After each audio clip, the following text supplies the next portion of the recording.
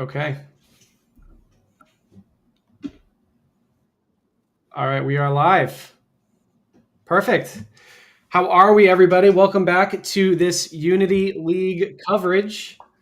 I am GR_Duncan in most places, but you can call me Ryan, and I am here with Olsen today. Yep. Olsen, how are we? Oh, bit tired. A bunch of rounds have already happened today.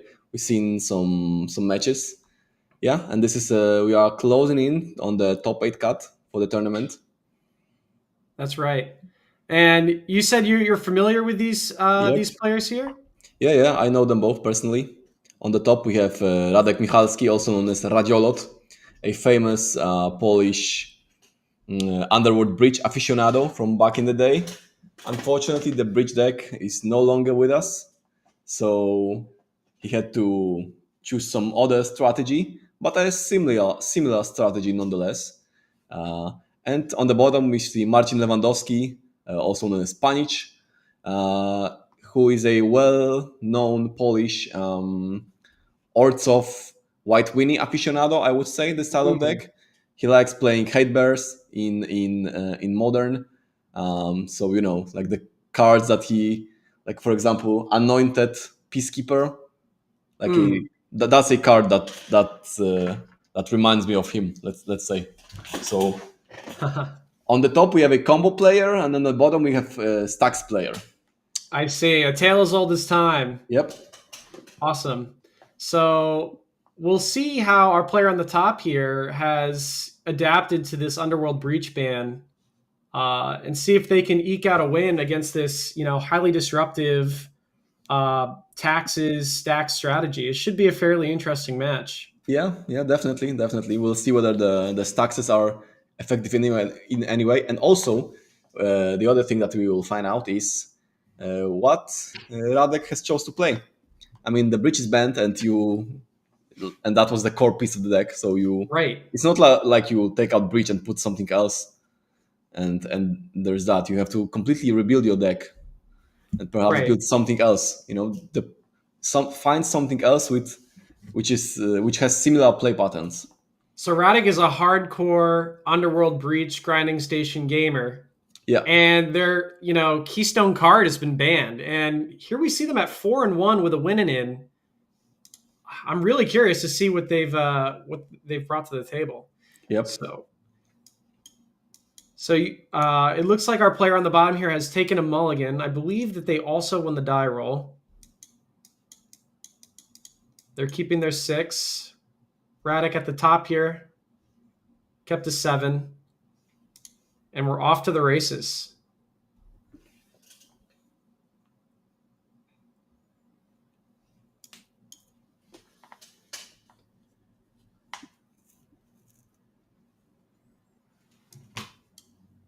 Okay.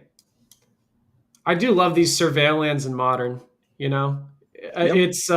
it's slowed the format down, but it's also made the deck so much more consistent in a way that I think has really improved the gameplay of the format. Yeah, it definitely feels less bad to keep a hand without eternal play. With Right.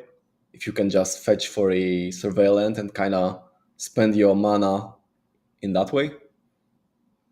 Absolutely. I remember we had the London Mulligan all those years ago. Um, or is that what we have now, where you had to scry instead of drawing a full 7, like you draw 6, card hand, and then scry? Was that the London Mulligan? I think the one that you are talking about was there for like super short period. I Yeah. remember it, but very vaguely. Now I feel like with the surveillance, we have the better mulligan system now, and we still get to do the scry. Yeah. Okay, we see a psychic frog coming down, and it looks like an undercity sewers for our X breach opponent, and we do see a bobble. So they are on some artifact strategy, but we're playing black here as well. Yeah, I'm excited to see. I have no idea about his list. I just know what he used to play. Right. Okay. Oh my gosh, Here comes Rona. that is a Rona. Now, I know I've seen Rona in like some Pioneer strategies, but what do you think this card is doing in Modern? I think it might be exactly the same thing. Like the combo with Rona is that you play a Retraction Helix on Rona, and then any sort of artifact Mm. for 0 mana to play it over and bounce it over again. Rona untaps when you play historic spells, Yeah, that's correct. and Mishra's Bauble is historic for Yeah. sure.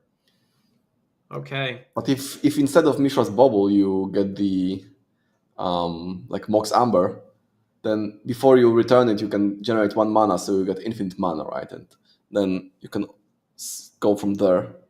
Right. Okay. So, and you, how are we pronouncing our player on the bottom? How do we say their name? So on top you have Radosław Michalski, and on the bottom you have Marcin Lewandowski. Okay. So if you're, Lewandowski, I think you should be able to pronounce the famous Polish soccer player, yeah. Robert Lewandowski. So a well-known Okay. celebrity, and is the same name. Lewandowski. Okay, I can do that. Appreciate your patience there. So if you're Lewandowski and you see a Rona, how are you feeling about that? Are we thinking like, okay, this seems to be a combo matchup. I should be favored, and we do have a reader. Or are you feeling like I have no idea what's going on? Do I need to be digging for solitude here, or what's your how are you attacking a combo deck of unknown of that's on like some unknown plan if you're on black white? Yeah, I think it really pays to be like invested in modern, because even Mm, if you don't know the particular deck list, if you know all the interactions, then it's way easier to figure out what your opponent might be attempting to do. absolutely. So for example, here in this spot, even if you had the solitude, you might have wanted to wait just like he did. Mm. You think it's best to hold the solitude there instead of getting it before they can tap the Rona? Yeah, but what if there's like some other combo piece being played, right? Speaking of other combo piece, that is a grinding station on the battlefield. So we really are trying to play grinding breach without the breach, huh? Yeah, and do you know the last card that's being played? It costs a mill 4. What's that? That looks like an Emery to me. Oh, an Emery. Yeah, yeah, yeah. That makes all the sense in the world. Yeah. So Now, notably, if we just assume that Radek is on Retraction Helix, hmm, so notably, wait, no, that's not the case. I was about to say that Retraction Helix also works with Emery, but that's not the case. Emery works with some Jeskai Ascendancy. that's right. That's right. That's what it is. And I don't think we'll be playing any Ascendancy. I'm seeing a breeding pool and an Undercity Sewers on Radek's side. Um, Lewandowski, I believe they might be flooding out a little bit. I see they played a Plains and they had a Godless Shrine in hand as well. But we're getting our card advantage developed for sure. And here's a Thoughtseize. Okay, I'm loving this. Let's see what we're working with. Oh my gosh, that's the That's the Helix, right? Is it not? no, that 2 lands and oh my gosh, what is that legendary creature? Oh, that's Kethis. Kethis, that's right. A good friend of mine, Paiganti, sent me a Kethis list that they've been having some success with. Let me see if I can pull that up on my side.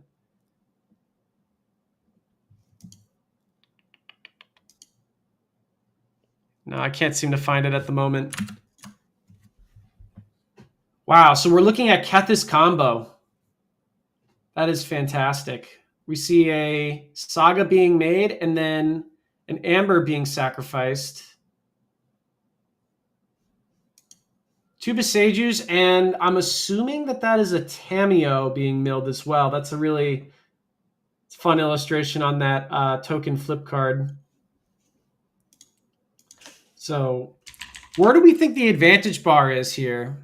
I'm thinking I'm thinking Lewandowski has to be slightly favored at the moment. Yeah, I was about to say the same. I think like some amount of like value exchange Mm, has happened, right? And then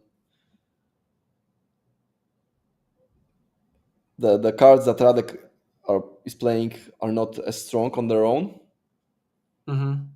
but he's looking for stuff. Yes, more cards getting sacrificed to that grinding station. I see a Jace and a Rona milled. It's really giving Pioneer, which is so interesting to me. Well, Pioneer, but Pioneer on steroids since Pioneer, but Kethis. if we had Moxen, right? No, not Moxen. Like, yeah, Mox is fine, but Kethis is banned in Pioneer. True, true. Oh, so this is like the Pioneer combo players fantasy, right? Like, oh, if only Kethis was legal, this is what we could be doing. Yeah, so I So, think we are not playing Retraction Helix, but the combo is you play Kethis, you play Retraction Helix. Sorry, you play Kethis, you play Grinding Station, and then you play like Mox Opal, for example. mm, You sack the Opal to the station, you mill some stuff, and then you use Kethis to replay the Mox, right? right. So it's like Breach, but a bit worse. Kethis is like Breach at home. Yeah. Yeah, exactly. So that's the combo, I think. Okay, I see it now. Well, we'll see if we can get this combo off the ground. It's going to be hard, right? Lewandowski is going to be drawing 2, maybe 3 cards a turn, and their deck is just full of efficient disruptions. So it's going to be a challenge. Would you say that's why we're activating this grinding station so aggressively to try and dig for some things here? What are we looking for if you're on the Radix side of things? Yeah, I'm not certain. Yeah, it definitely seemed like he was looking to mill something, something good to bring back with Emery. But the card that he was missing is Kethis, right? And you cannot bring that back with Emery. So I wonder what were we digging for in that turn? I'm curious as well. I wonder if Unearth is played in their list. Their list could really contain anything. I'm so ready to be surprised. Yeah, me too. Okay. Lewandowski untapping. And they're posturing as if to play another threat in their main phase here. Oh, and it is just another Thoughtseize. Oh, that's And a new card. Do you know what it is? is that Port Town or what? Starting Town? Is that what that Yeah, is? I think so. That seems like a starting down to me. Yeah, interesting. How do you feel about that card in general? I mean, if you miss your third land drop and then Yeah, top deck the starting town on the next turn, you feel like the worst person yeah. No, there. I was. If you didn't say that, I was going to say that. I don't really care for the design. It seems if you're gonna stumble even harder, right? Yeah. Um, but it seems that Radek is definitely flooding out a bit, drawing a couple lands in a row here. Yeah, but he has some monsters on the battlefield. That is true. That is very true. What's also kind of interesting here, I don't. What are your thoughts on this? Look at these life totals. Lewandowski is down to 7 life already. I Yeah, don't know if because what yeah. happened on the previous turn was that he used the frog to he activated the psychic frog a bunch of times so that Mm, he could activate the cat. No, not the cat. Is the Ketramos mm, card draw. And Ketramos, even though it has lifelink itself, it deals you damage. You lose life for card drawn, so it's not like you can freebie forever with it. But it has right. lifelink itself, so I think Martin is not worried that much about his life total. Okay, I can see that. Trading some life for some cards definitely seems worthy of doing, especially in a matchup where your life total isn't too relevant. Yeah. Um, But I always find it interesting when sometimes there is an angle of attack there when your opponent's down to like 4 or 5, and then all of a sudden you've just got like a 4-4 construct. Yeah, but probably not this time. But I see where you're going. Yeah, I would agree. Not this time as well. So I think what Marcin is considering is how much of his hand does he want to discard for the psychic frog? Because what he can do is essentially trade 3 cards in his hand for 1 fresh card.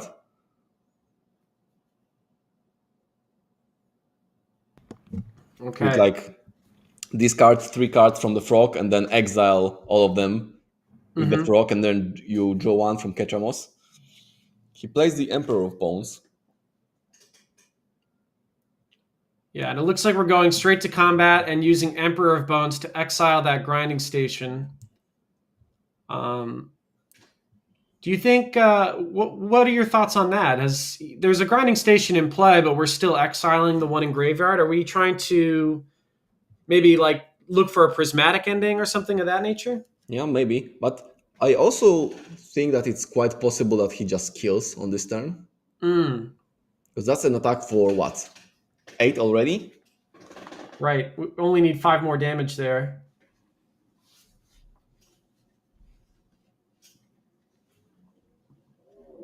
Okay, no, it's only for. It wasn't lethal. Right. Yeah, because the critical mass of cards was just it just wasn't there. Right. Right. Like if only Martin had the what's the card, Dark Blast. Yeah, that's right. Yeah, I think Marcin needed he needed 3 cards in hand before damage. Or no, 4 cards in hand, right? Because you discard 3, draw 1, discard 2, and that's that 5 that you needed for lethal. Mm-hmm, mm-hmm. So we were 1 card short there.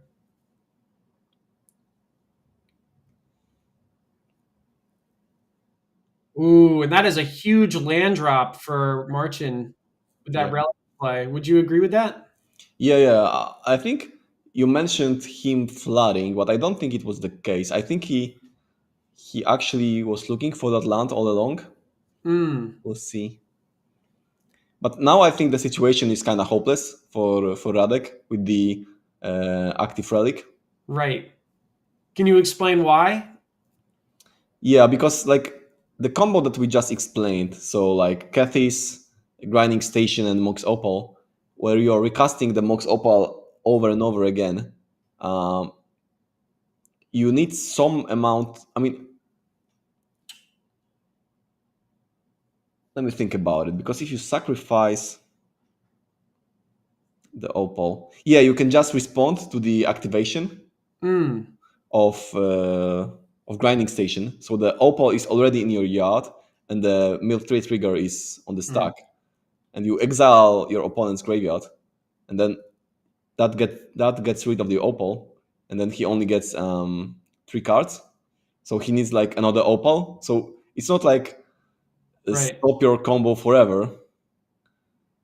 Oh, Right. now we see an interesting play pattern of exile your swamp to use it. Yeah, that might be a little bit of a. I'm sure the players will catch that. But just to give a quick update on what's gone on, Radek has played Cauldron, and we're not here to mess about. We're just going to pop the relic right in response. Um, to your point, uh, or at least in my experience, it's always hard to know when I'm supposed to activate the relic, right? Because you're right, they can respond and do XYZ. So it looks like we've identified the correct window to be before the cauldron can be activated. And we'll see if that was the correct move because I'm seeing a lot of game actions at the top of my screen. Do you think that there's a chance? Oh, Yeah, guess not. I think there was a chance. I think there was a chance, like depending Yeah? on what's milled. But like for example, if he mills, because Cathis is actually. Oh, so I think that kind of explains what was about to happen or what Radek wanted to happen on the previous game, because Cathis actually uh, his ability is activated ability, right? So Right. on the turn where Radek milled himself a bunch, I said that he's looking for Kethis, but he only has active Emery. So if he milled both a Kethis, I think he already had a Kethis in hand. I mean, sorry, in graveyard back then. So He if he did. milled the Cauldron, he would be able to play the Cauldron, put the Kethis ability onto Emery, and then because that means he has Grinding Station, um, Kethis, and on the battlefield and Mox Opal in the yard, that means he would have been able to execute the combo. But he missed on the Cauldron on that turn, and on this turn where Martin activated the relic, he was Mm. looking to find the Kethis after he had the Cauldron. So essentially, I see. I the see. situation got kind of reversed, right? First he had Kethis but was looking for Right. Cauldron. Now he had Cauldron and was looking for Kethis, and he missed both times and lost because of that. And that's what makes these combo decks so challenging to play against, especially when you're unfamiliar. Because we see the Thoughtseize taking the Kethis, and we're thinking in our heads, all right, Marcin, that's a great play by him, taking the Kethis away. Now the opponent really is super far away. But, Radek has a million looks towards this Cauldron, and if he hits, then the game he kind of runs away with the game from there. Yep. So that game was actually a lot closer than it looked, it seems. All right. So players are boarding.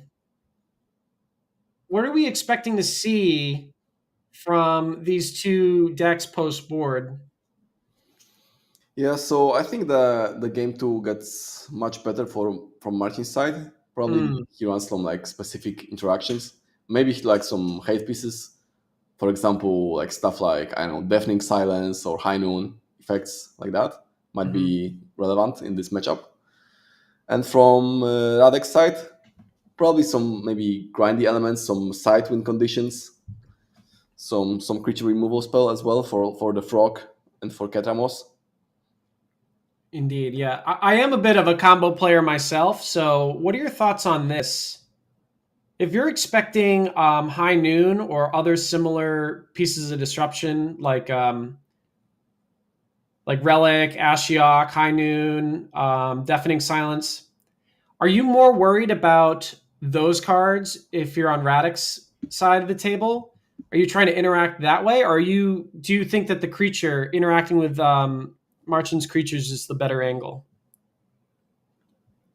Well, it depends. It depends on how your draw is lining up. If you manage to do something proactively, then you can sometimes engineer a game where you are strong against those types of effects, particularly with Urza Saga, right? If your opponent is on some monkey Mm, high noon Ashiok plan, and then you just play the saga and activate it, then you just have a monster which wins on the board and just attacks.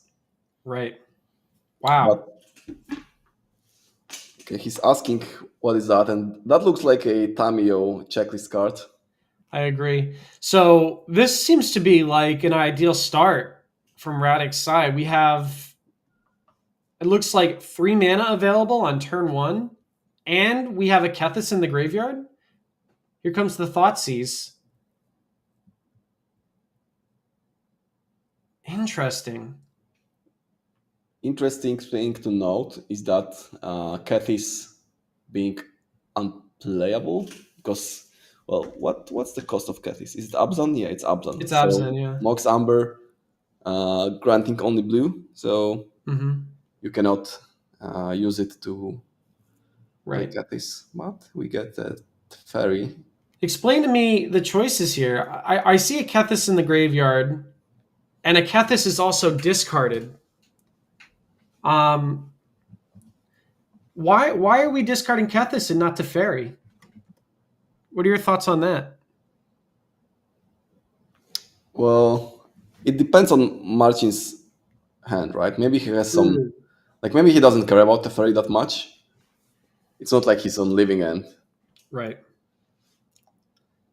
My thought is maybe Marchin has some graveyard hate already. If there's a relic in hand, maybe we can snipe both of these Kethis and not have to worry about that any longer. And that's only possible if we put them both in the yard. But Maybe. Teferi is so powerful. So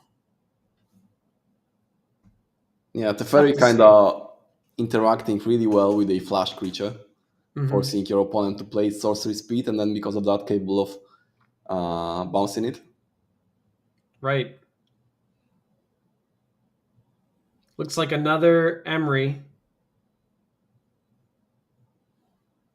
And I'm seeing a Kethis, a Tameo, and I'm assuming that's a Masterpiece Mox or Possibly.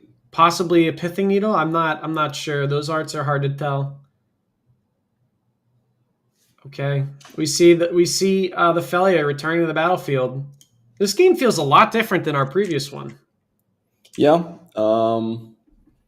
Radek generating a bunch of mana on turn one. However, like the statement that you made about 3 mana being available on turn two was untrue because there was neither the second land nor the metal graft for Mox, right? So Mm. he only like ramped a bit. That is a Pithing Needle, I believe. Yep.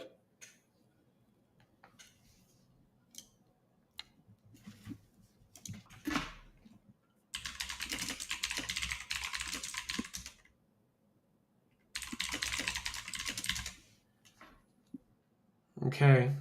Unsure what we named on that needle. Um, what would you be naming on a Pithing Needle in this board texture? Um, it depends. I think it's between Psychic Frog or Relic. Mm. Yeah, that makes a lot of sense to me. And it's kind of getting back to that conversation we had earlier where are you more worried about their hate pieces or their powerful card advantage, right? Yeah, if you want a combo, then you care more about the hate pieces, and if you can't combo, you care more about the card advantage. Right. And we see a Jace coming down here. Using up a Mox Opal. I think we are empty handed. So we minus the Jace, mill 3 and draw a card.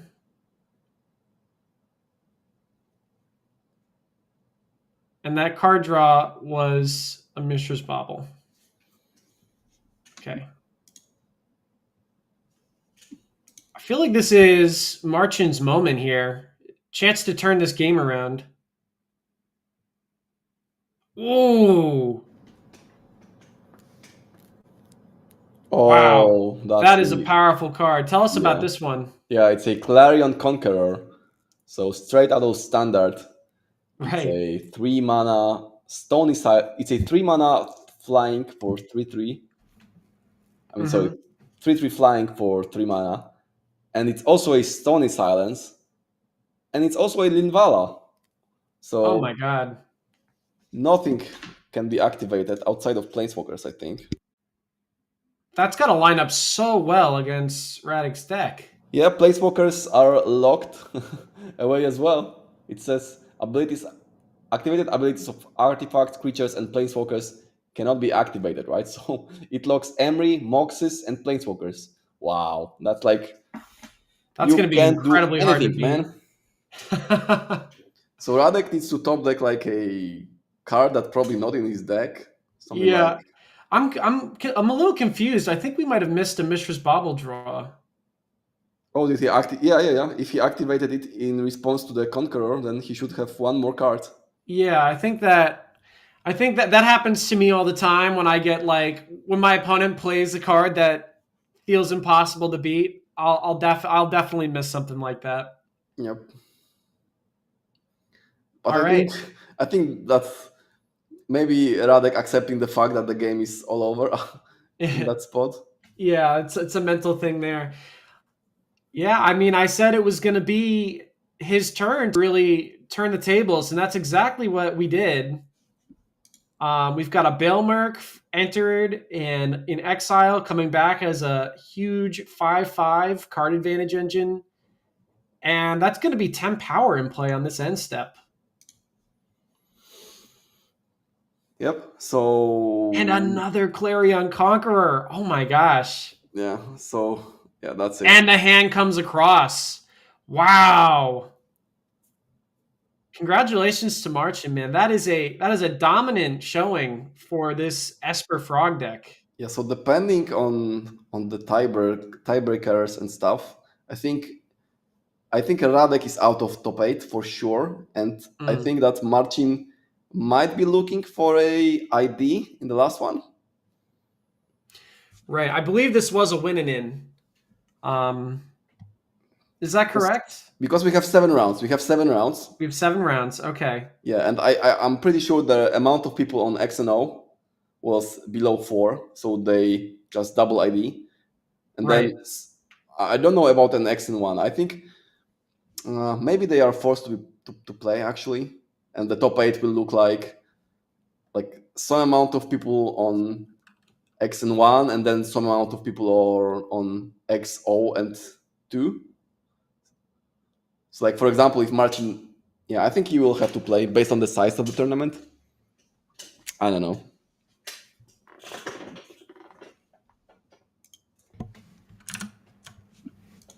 Yeah, well, great content either way. This is obviously a pretty serious tournament going on here, and yeah, I mean, Frog looking good. Congrats to Marchin on that. He should be able to ID. You're correct, and see what's coming up next. Just inquiring to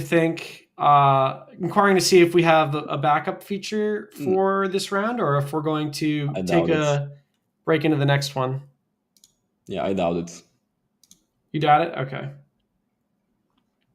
I think like the amount of people taking care of the stream on site is like 2 or 3 people. Right. All of them doing something else in the meantime. So I see.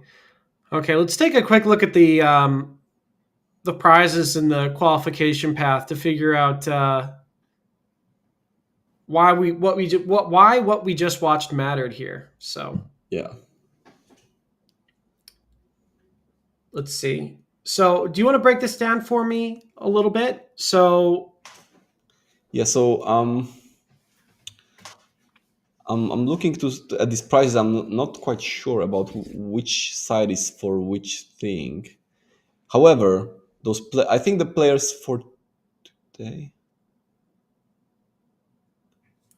So this is the Sunday big destination qualifier for Modern. Yeah, I know that the players are obviously. I know the qualifications, but I'm not quite sure which of those 2 pictures is for which tournament. Okay, I see what you're saying. Because today they are playing. It's a big modern event, and they are playing. The players are playing for the top 4 of this event. They get the qualification for the regional championship in Antwerp. Right. Okay. Which happens in October, I think, and that's the big deal. Yeah, RC invites are huge, so this is definitely a big deal for our players here, and that's for top 4. Yeah, that's for top 4, and RC being obviously the path that leads to Pro Tour eventually, and maybe even to Worlds for some. And also on top of that, they are playing for the European Magic Cup qualification. So if you can bring the other, like the pyramid kind of picture, yeah, this one. Right. Yeah, walk me through this one. Yeah. So basically, the European Unity League is kind of like a revival of the old school Planeswalker points, where you play some events at whatever level you want to play them. Like you can play an FNM at your LGS, and winning matches at those events gets you points. And the more you play, the more points you get, and the more important the event is, like the higher the stakes are, the higher the multiplier, right? So there are many paths you can take. Like one strategy, you just go to everything. and Hmm. you farm a lot of points that way. Or maybe if you don't have the time, you just go to a few big events with high multiplier, do well at those, and then Hmm. you net some amount of those points.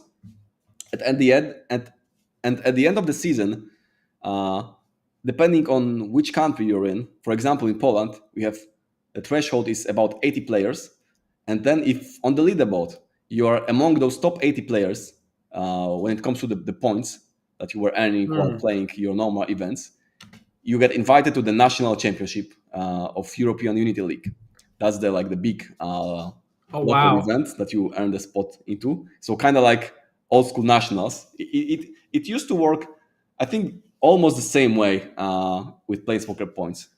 And then the top 8 players in the nationals, they get invited to the biggest main event, the European Magic Cup, which, as we see in the graphic, uh, the event has 20,000 euros in prizes. Wow. So super, and also like think about it.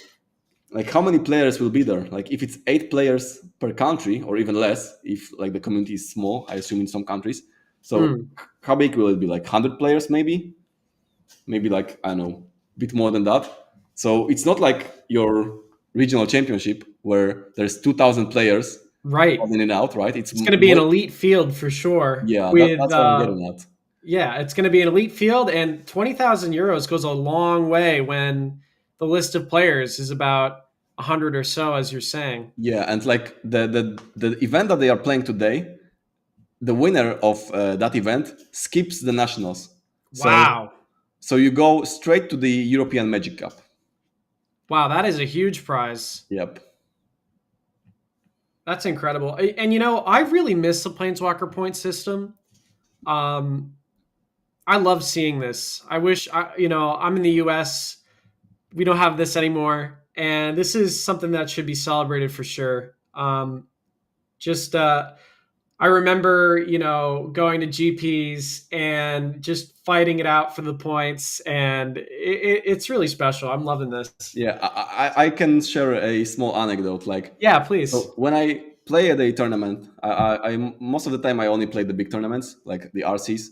I Hmm. don't go much to like FNMs and stuff. So when I was at the RC in Bologna, I was playing the event. I started. I don't know how I started, but at one point I was eliminated, right, for the day two Right. conversation. I think I went like I don't know. The cut was X and 2, and I was like I don't know 3-3, something like that. But there are still 2 rounds to go, right? So if I'm 3-3, then the event still has 2 rounds. And normally I would like slam drop and don't care, don't play those rounds. But Right. because those rounds they have the multiplier, it's RC, right? So the multiplier is super high. So I decide to play them just for the points, right? It doesn't give me anything other than the points for the Unity League, those Of last couple of course. rounds. So I just, decide to go against myself, against my instinct to drop when I'm dead for the conversion of day two or anything like that. And I played, and that's great because it motivates players to play more, to care more. It's like a cumulative system that kind of um, rewards people Yeah, who play there's a lot. always something to fight for, Yeah, and that's a gift from the European Unity League for sure. Where even though you feel like, oh, I'm dead for day two, my weekend, you can cry about it, or you can say, you know what, I'm gonna fight for my future self here. I'm gonna keep having fun, and you know what, I've got these points to earn. Um, so it's really great to know that there's always a reason to play Magic, right? Whether you're having a great time, or if you're looking for these points, or if it's the leaderboard that you're looking for. Um, Additional reasons to play games is something that should be celebrated. So shout out to the European Unity League for that, yeah, very very nice initiative. for sure. Okay, let me see where we are at for the next round.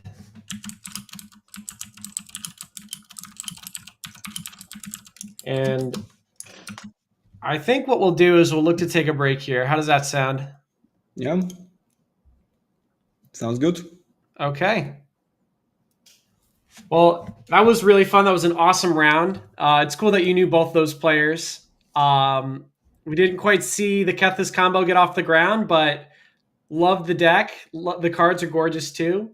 Um, so we'll be taking a break here, and we'll be back with our final round of Swiss.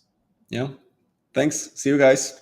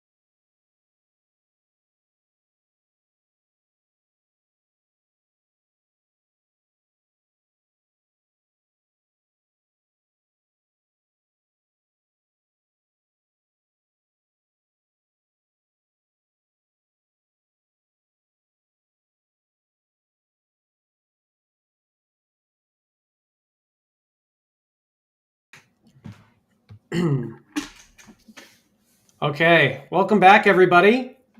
We're heading into our final round of Swiss here. I'm joined by Olsen. Hello, guys. Olsen, so tell me, if we win this round, we're going to be locked for top eight. That's correct? Yeah, that seems to be the case. Well, not necessarily, to be honest. I don't think from X and 2 down bottom, I'm not sure about it, but we'll see. I think there are some prizes in the top 16, but Mhm. Mikita, definitely the player on the top. So we see Mikita Szczerbakov on the top against Michał Szaszkiewicz on the bottom. So I think with four, I mean, with the result of 5-1-1, you should be locked in for the top eight, right? But with the result of 5-2, I'm not so sure about. It's a bit of Probably, a sweat yeah, you have to win and then sweat for for the the breakers. Breakers. Yeah. Okay. Looks like we've got Esper Frog at the bottom of our screen taking a mulligan versus Red White Energy at the top. These are some of the best decks in the metagame. Would you agree? Uh, Sorry, which archetypes? Esper Frog. Yeah, we have Esper Frog at the bottom, and then we have Red White Energy at the top. Well, red white energy, yes. Esper Frog, I wouldn't be so sure about it. Seems to be doing pretty well on stream. Yeah, on stream, yeah, but it's not as popular online, but people like it. So Mm. Could be a great weekend for Frog. Let's see how this match goes. Do you how do you feel this matchup plays out? Who do you think is favored before the die is rolled? I think it's about even, right? It's Esper Frog is like it's a classic battle of mid range versus mid range. There is no Mhm. combo involved. There is just trading resources and hoping you stay afloat. So there are some problematic patterns from both sides. So, like for example, if you play Psychic Frog on the play and it goes unanswered, then that's greatly benefits you. Or if you play, I don't know, Ragavan on turn one and it goes unanswered, then Mhm. yeah. So it's a punch for punch matchup. Just not necessarily about any single card, but about like the cards in total, right? Who got Right. the more impactful cards each time, each game. Something that I'm thinking about is how this Boros Energy deck can kind of stabilize in the late game with Flage, but our Frog deck, our black white, Ketramos deck can be playing cards like Relic of Progenitus. Do you think that that dynamic comes up here? Yeah, definitely relevant. So usually, if you are like playing energy and you are playing against some other mid-range deck, like Flage is the kind of late game engine that no matter how many point removal spells your opponent points at your monsters, Mm-hmm. you'll be able to get on top of that with Flage, especially with Flage that has been granted haste from Arena of Glory. But main deck Relic of Progenitus kind of stifles that. So and with Relic on the battlefield, the Flage is super bad, right? It's a 3 mana Lightning Helix sorcery speed. That's not something you want to be playing. Right. And it looks like we have an ideal start for our red white energy player at the top of our screen here with Ragavan, Guide, and Pride.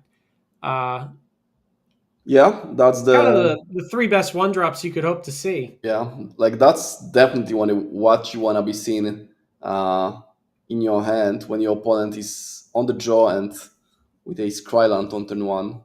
Absolutely. And it's just land go from black white. Looks like we have a Felia that we might be looking to flash in to Hmm. try and get back in this game. Do you think that's going to be enough here? No, honestly, I think. I mean, I don't want to say that the game is over, but the start is brutal. You're on the play and you have Hmm. essentially the, like, unironically, if you were playing mental magic and like just coming up with cards that you play, like that's the best. You start with Ragavan and then go Guide Ocelot. Right. The only thing that would have made this better is if we cracked the treasure for another creature, right? Yeah, like get a Ragavan turn one, attack, connect, play Guide Ocelot Ocelot. That would be the only thing that's better. Wow. And we've got another guide here. And quick Yeah, little city's blessing check. And I think we're about to move to combat, and we do. And we're putting the flying counter on our 1/1 token. Talk me through that choice.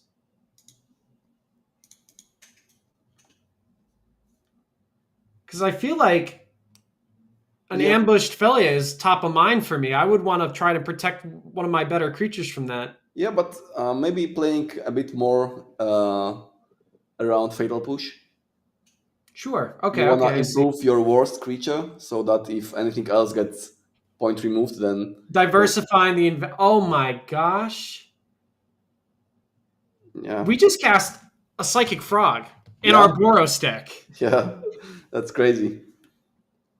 Thanks to Ragavan hitting twice, now we got a Psychic Frog. Talk about mental magic, playing the best card every time. How about a psychic frog in our Boros deck? Yeah, Energy just continues to blow me away with how powerful it can be. yeah. I You're mean, playing all the best cards in your deck and your opponent's. if your stuff gets unanswered, then that's when you really get ahead, right? Like, Right. and even that, like, Pyroclasm would solve. Pyroclasm on turn two would have solved all that. Absolutely. So there are some patterns that could solve this issue, but I don't think they are present in Michal's deck, and even more so in his game one configuration. Right. We're going for a Bailmerk. We're not going to go down without a fight here, it seems. Yeah.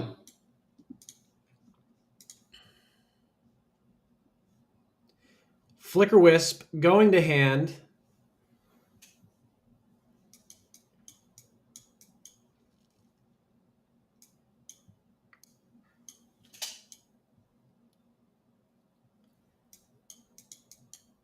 And we do get in with the Felia here.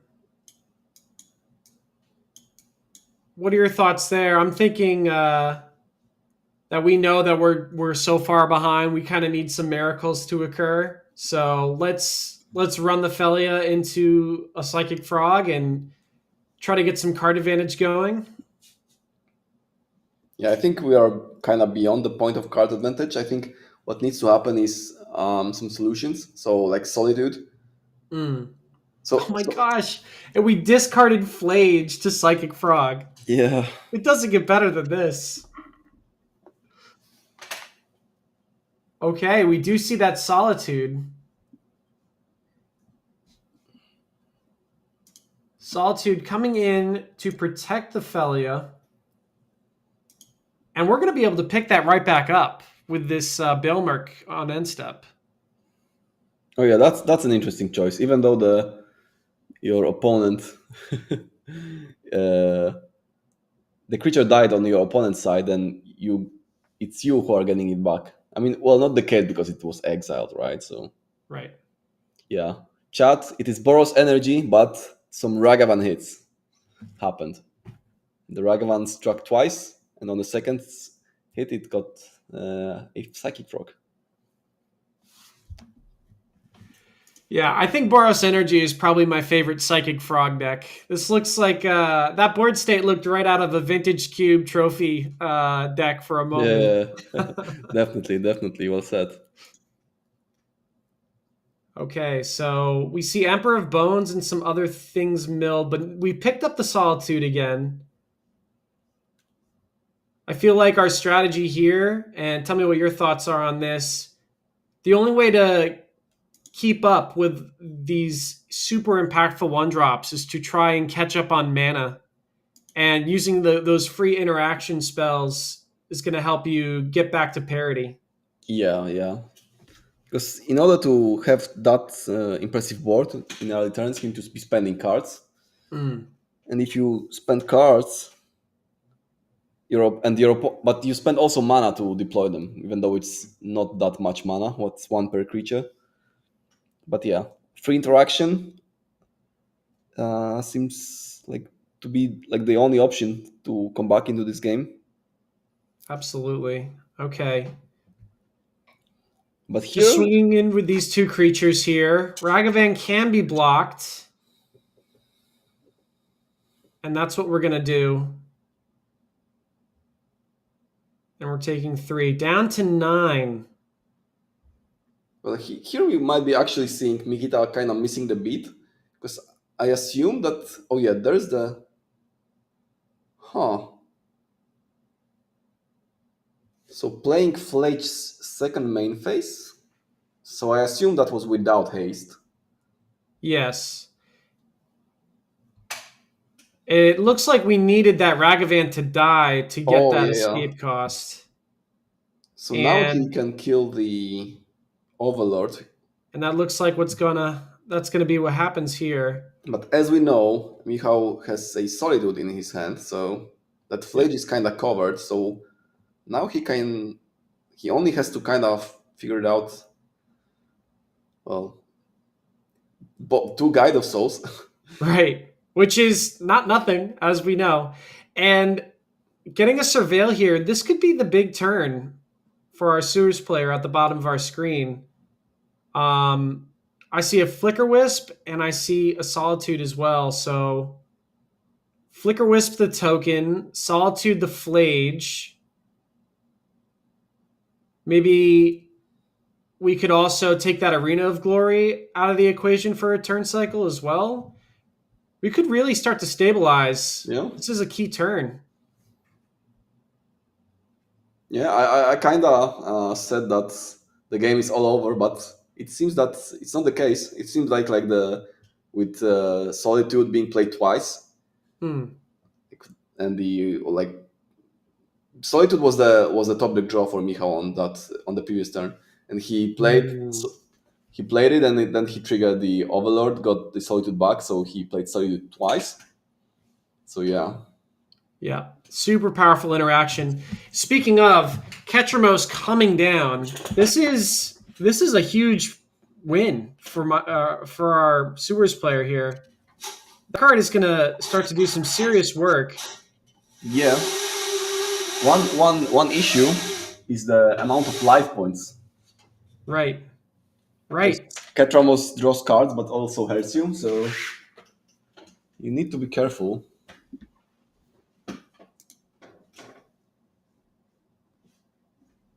We do draw a card.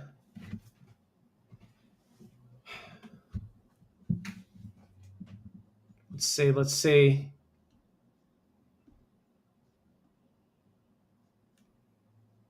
Okay, and we Feliad the token, I see.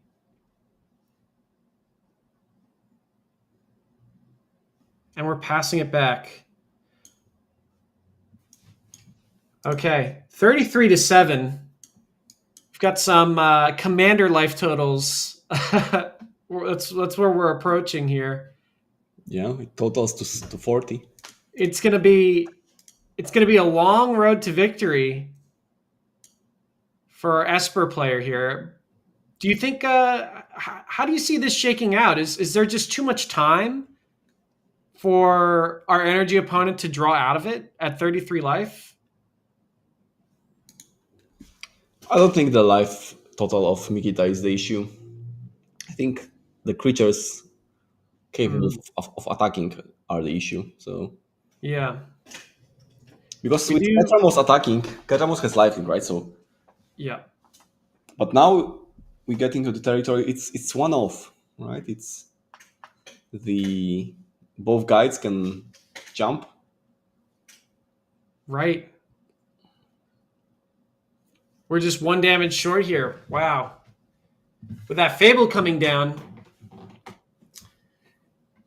And here's an interesting thing to note. Escaping Flage puts quite a few cards in exile. I think this Ketramos can start getting in. Yeah, I expected to be able to join the combat as well. One interesting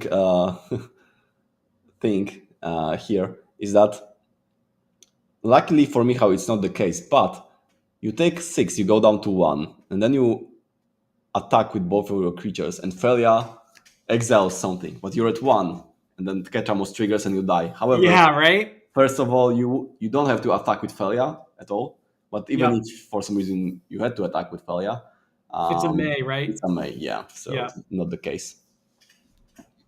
Still, going to 1 definitely takes a toll on our ability to generate card advantage. So,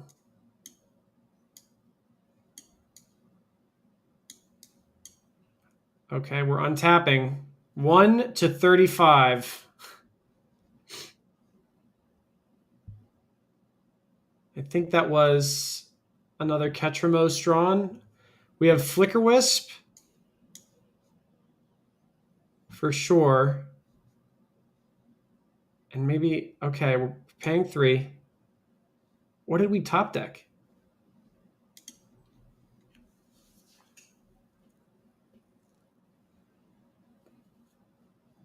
Oh. Wow. We exiled our opponent's guide and we lost to that triggered ability, just like you had said. Possible miss on the bottom, but at the end of the day, you got to play. If that's what you got to do, that's what you got to do. Sometimes 1 is not 0 until it is. Okay. Yeah. Wow. That was a crazy game. Frogs going all over the place. Solitudes. It seemed like both decks got to do their thing, but as per usual, energy is coming out on top. Who do you think is favored post board here? I think it's pretty even, right? Again, doesn't it's a battle of 2 mid-range decks, so not much will be changing, like nothing major. Do you know if we'll be seeing any like Wrath the Skies or anything of that nature that could maybe break parity between these two mid-range decks? I mean, but both of them are kind of aiming to have some stuff on the board, so I would imagine that Wrath of God will not be present in this game. Fair enough. Yeah, I was thinking. I know this Esper Frog deck has Wrath the Skies in its range of cards it can play, right? And after that game 1, X equals 1 would have done a lot of work there for sure. Yeah, I guess it's true. So maybe Wrath of the Skies will be played, but not from the energy side, but from the frog side. Absolutely. Yeah, I would agree with that. Yeah, I feel like you can't out aggro this energy deck. You kind of have to take a controlling role here. So it would make sense to me to see a card like that. Being on the play is huge as well. We were on the draw in that previous game. Our Esper player was on the draw. So being on the play, they're going to have a chance to get on the board before the Ragavan can connect, amongst other things. So it could be anyone's game yet again. As you said, it's 2 mid-range decks. So it will really come down to like how the opening hands line up. I haven't played much energy. I'm typically playing Neoform or Amulet, so don't really get to see much of what goes on the energy side. What do you think that they're bringing in for this matchup post board? I would expect some answers to the problematic permanents. So like Ketramos is a card that you cannot get rid of with Galvanic Discharge. So maybe some answer to that. Maybe some more answers to Frog, since it also, well, but Frog is kind of Frog is kind of awkward with galvanic discharge, so maybe maybe something more for that. I could see that for sure. All right. Shuffling up.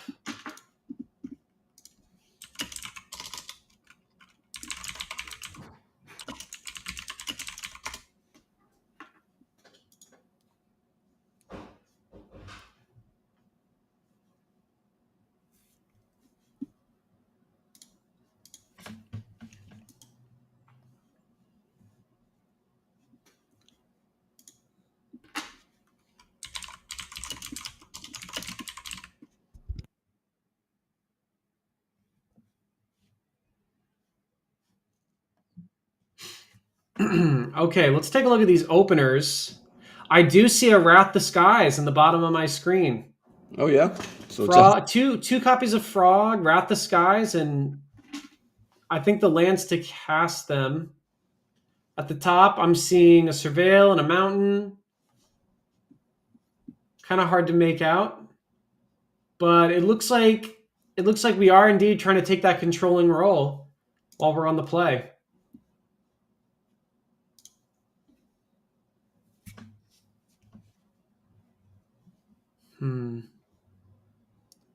Looks like a tough keep at the top of our screen. We're just deliberating that.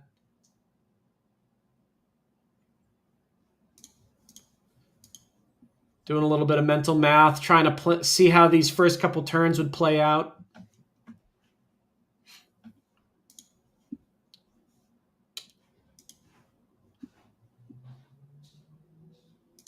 Must be a tough keep for sure.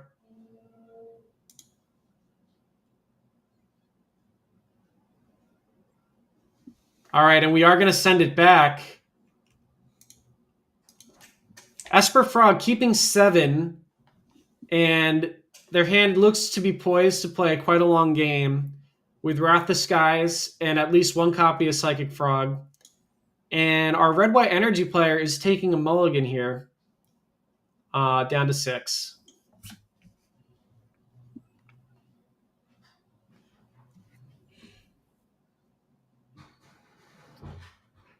Arena, Flage. All right, looks like we're keeping. And we're putting a Plains on the bottom. Or maybe not.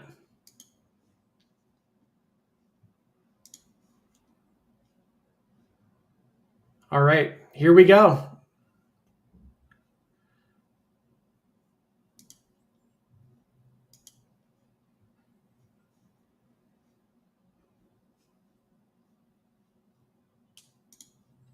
All right, Foundry shocked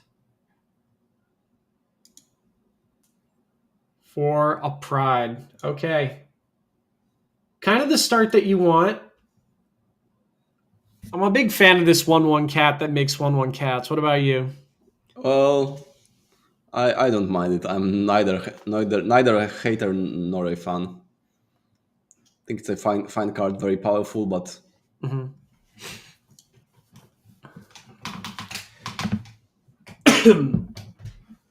I quite like it. I like that it's an army in a can. I think the city's blessing part of it can be a little bit annoying or obnoxious, but otherwise I'm a fan.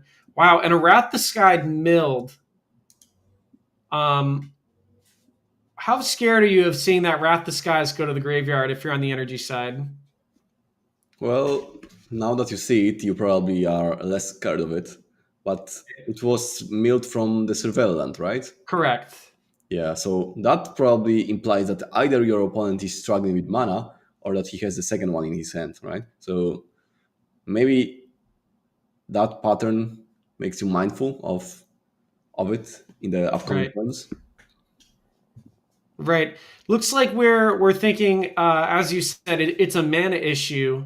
I see that basic swamp in play, and that could be a tell that we can't cast this Wrath. We play another Ocelot and pass. Kind of like the idea scenario for our Esper player here. Do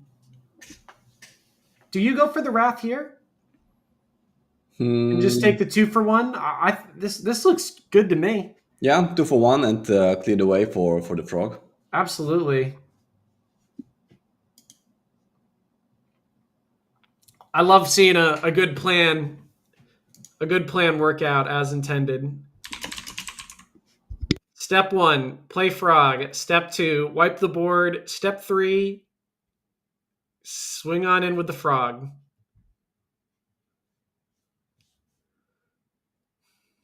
All right. And those cats are going to go to the graveyard. Yeah, so if the frog connects, then I would say that the Esper Gamer is very, very favored now. And that And looks like both. a second copy of Fatal Push drawn.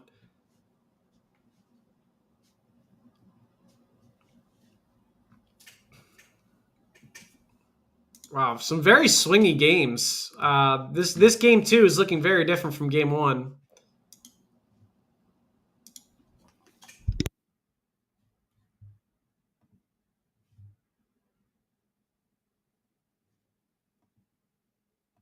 Okay, we're surveilling,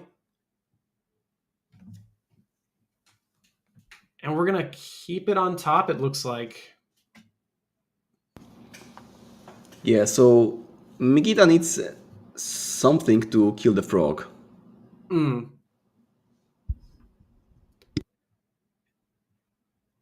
Yeah, as you stated, that's a pretty tall order out of the energy deck. As Galvanic Discharge doesn't quite fit the bill.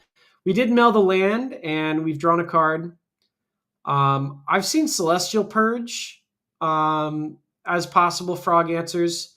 Looks like we're going to flage and just point the trigger at the frog here, kind of force the action. And a second frog has hit the graveyard, so we're kind of all in on this one here. I mean, it's like 2 cards to save your frog.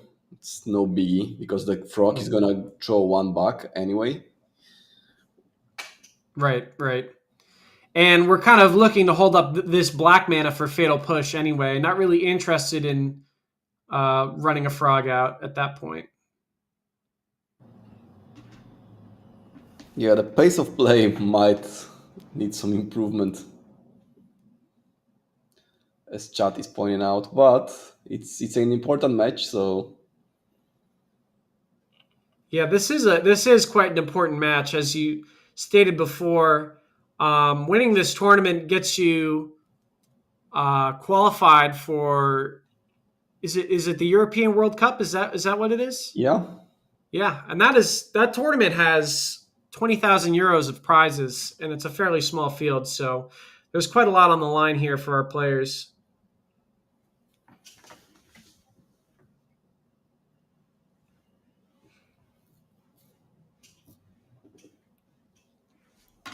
All right, and that is Emperor of Bones as well to join this motley crew of black 2 drops. Overlord, technically being a 5, but castable for 2 because that's what magic cards are like these days. All right, Fable hitting the battlefield. We're just trying to churn through our deck, right? Red White's looking for some answers here. Yeah, but it might be too little too late, especially like missing the land drop. Mm. Yeah, this mulligan did not pan out quite well. It definitely had some strong cards, but it played right into the plan of this Esper Frog player, uh, right into their post board strategy. Yeah, so here we'll probably see the Emperor activation. That's an attack for how much? 4, 9, 9 plus Frog. So Frog is a 3. So 12 right now. The Bale Milk triggers. Ooh, and finds a Solitude. How many cards does Michał has in hand? I think 4.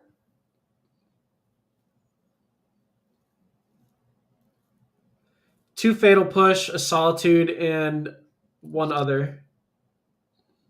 Okay, so It looks oh, like 50, yeah. that's what we're gonna do. Yeah, I was kind of expecting the option for lethal on this attack, so Okay. Well, that was a pretty quick game too. Surely, with 21 minutes left on the clock, we'll see a conclusion to game three. Um, Yeah, maybe we can skip the shuffling. Can you should be able control to. the? Let me try that. We can do some cinema magic and get straight into action for you guys.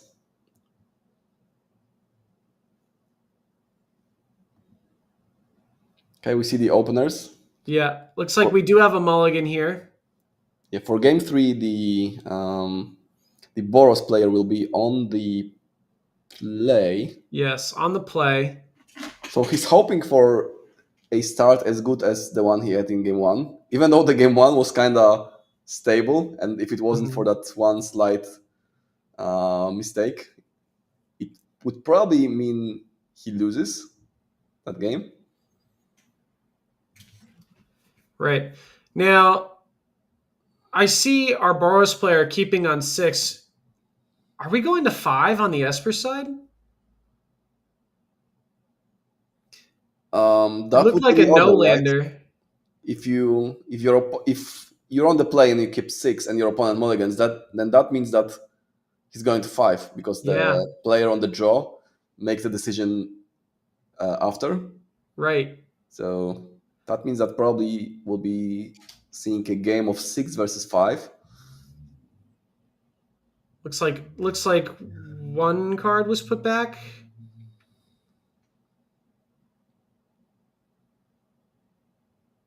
That was hard for me to tell.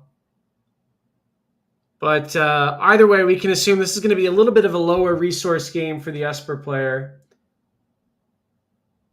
And a turn one guide from Boros. We're already off to the races. Let's see if they can get in under a Wrath the Skies here. That looking to be like how our Esper player is approaching this matchup, trying to leverage that powerful board wipe to victory.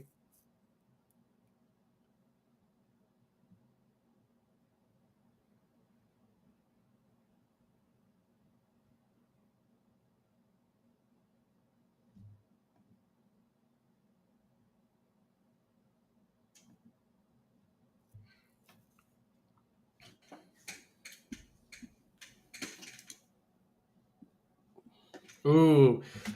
Versus Johnny, we've seen this match coming down now. Yeah. That's kind of unlikely for the cards to not show up. I know, right? We'll see. We'll see how we can deal with this. So 2 energy has been added. So that kind of signals to me that there's no removal spell. And we see Shadowy Backstreet being fetched. Mm-hmm. So that's a sign of weakness for Michał. If he's spending his first mana of the game to just surveil land, Mm-hmm. that kind of tells me that he's missing a final push. He's missing a prismatic ending. Maybe not missing on Solitude, but I think I see the We get to see draft. the hand now. We do have that Wrath the Skies You know, and a frog coming down. Now, here's what's interesting to me, right? We're on this Wrath the Skies plan. X is 1. That's going to kill everything except for the 2 drops. That's going to flip the Ajani, right? yeah, and like even if you Wrath of the Skies for 2 later down the line, there is a high chance that Ajani is already flipped. And if Ajani is already flipped, then you can Wrath of the Skies for 10 millions and it won't kill him. That's right. So kind of in like Wrath of the Skies lines up kind of well into like the start that Mikita had on the first game of the Mm-hmm. match with triple one drop. But Ajani kind of messes it up, especially since like one of the common play patterns on Boros energy side is that sometimes you kill your own cut token with a removal spell just so that Ajani flips, and you can do it instant speed. So you can be holding your removal spell, and you see, hey, my opponent's playing Wrath of the Skies for 2. I will Mm. kill my token in response. The Ajani flips, and the Ajani is safe. However, Mikita opting not to play around that.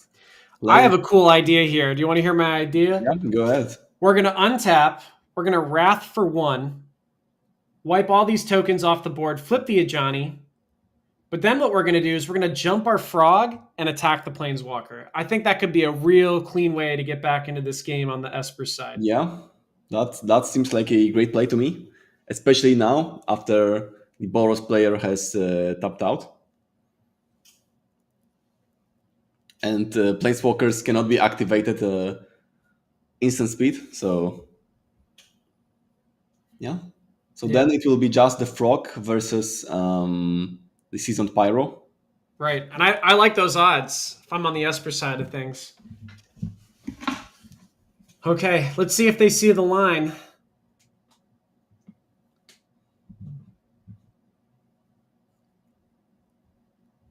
Wow, and we're just passing. Oh my gosh.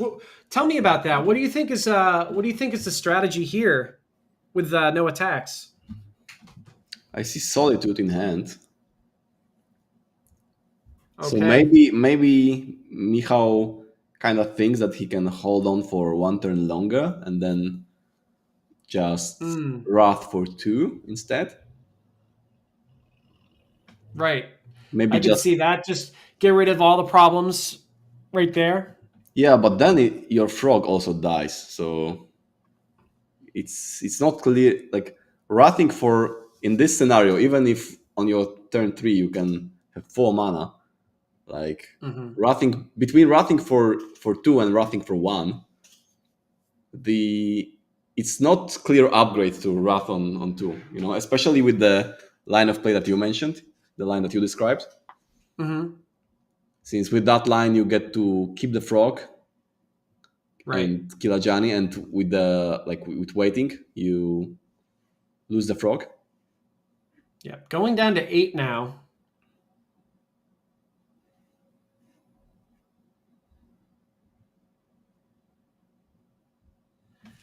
This is a big moment. I mean, Energy wins this game, they're locked for top 8. Yep. And anything could happen at this moment. All right, so we're fetching, maybe getting another surveil, trying to get some more information, some more white cards, possibly. But now Energy's passing with all their mana available, and it's possible that they could have an instant speed way to flip the Ajani, as you mentioned previously. Yeah. Now it might be too late. Yeah, or things are definitely a little different than they were last time. This is kind of the key turn. We're at 7 life. We're running out of time here to make things happen. We're going to surveil a land away, and we're drawing. Looks like another frog. Okay. With another copy of Frog here, I think we might see that X equals 2 that you were alluding to. I still like my X's 1 play quite a lot, but yeah, we'll see what this Frog player decides to do. Also, important thing to note is that Frog, because the card has been printed in the newest of ages, it's not only deal damage to a player. Frog also deals. Sorry, it's not only draw a card if you deal damage to a player. Right. It's also draw a card if you deal damage to a planeswalker. So if he goes for your line, then on top of all that, he gets to draw a card. But right now, he's super exposed. He's exposed to both. He's exposed to either a removal spell on the frog or a removal spell on the cat token. Absolutely true. Now with 3 mana up, it is dicey. Okay. They see it. They're thinking about it. I think it would be such a cool play. Wow, we're going to Solitude the Ajani.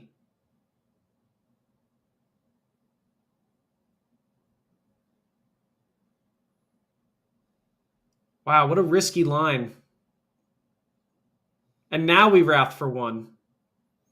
Yeah, but maybe the solitude on a Johnny was actually the safe play, because if your opponent responds with a removal spell, like on the your opponent doesn't know about the Wrath of the Skies. Your opponent can kind of feel it because you binned it from the Surveillant, and it's like a very good card to get yourself back into Mm. the game if you're on a multi-5.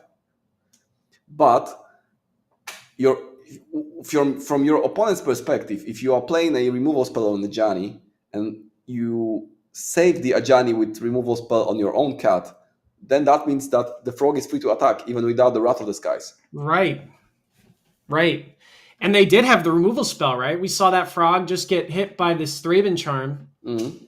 So that's a very, very tight play from our energy player. They could have destroyed the cat token to flip the Ajani. No, no, no. They couldn't, right? Because like on board, Yeah, with the way it was sequenced, on board it was not doing anything. If you play the Traven Charm on your own card in response to Solitude, then yeah, uh, your opponent just you don't have Traven Charm to kill the frog anymore. So right, your right. opponent just jumps the frog uh, and kills the Ajani. However, now the game is all about finishing the last couple of life points. Mm. Yeah, 4 life is not much to work with. Yeah, especially with bombardment. Yes, bombardment is a huge issue. Red white is very capable of making quite a few small creatures quickly. And I remember seeing our energy player counting their graveyard briefly earlier in the game. So I know if I'm playing in this match and I see my opponent do that, I'm like automatically thinking that a Flage could be one of the cards in their hand. Yeah, but Wow, 2 frogs. Flage kills you, right? So Yeah, I know. It's something I'm worried about though. I think with how If I'm on Mikita frog. is moving hastily, I think because if you no, the land is not enough because you can play the land number 5, sack the seasoned pyro, Mm, put them to make 1. make make some tokens and then finish the game. But Okay. no, there's the There's Flage. the Flage. That's game. Wow. Wow, what an incredible match. You know, people can say what they want about these Modern Horizons cards and the state of the format. There are still some really interesting decisions that can be made in every game. It's fun to watch and even more fun to play, in my opinion.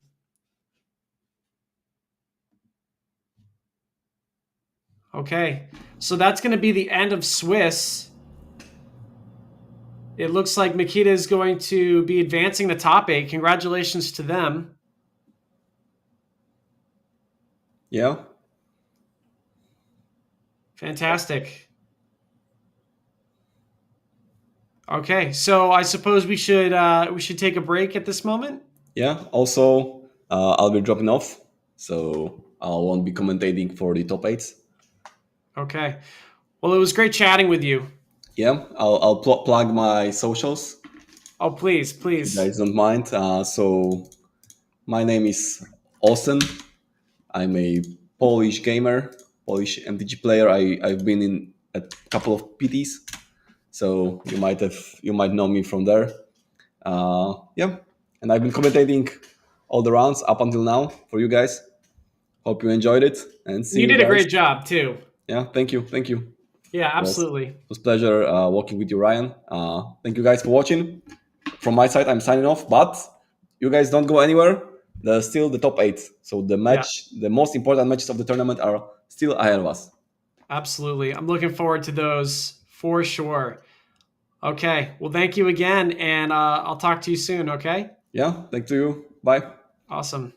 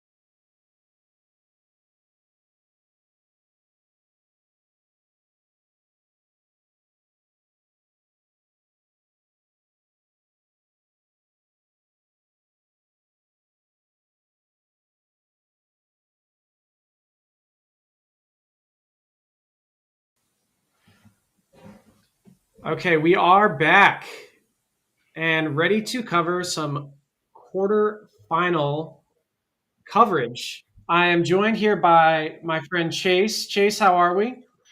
I'm doing well, coming off of a marathon commentating the spotlight in Chiba here. Excited to be in for some modern action. Yeah, you're on a commentating gauntlet right now. Kudos to that. All right. So we are on to the quarters here, and this is a key match. Just as a reminder, a lot of our prizes are for top four, right? RC invites are for top four, which is, something that many of these players are coming out. Like, that's the big reason to come out and play, is for these RC invites. So we have that on the line. And then also the European Magic Cup. First place will get to skip this national tournament and get direct qualification for the European Unity League Magic Cup with 20,000 euros in prizes. So we've got we've got the RC invites on the line. We've got the points towards the European Unity League Magic Cup. This is a big match. So what do you say? Let's get into it. Sounds good. Okay.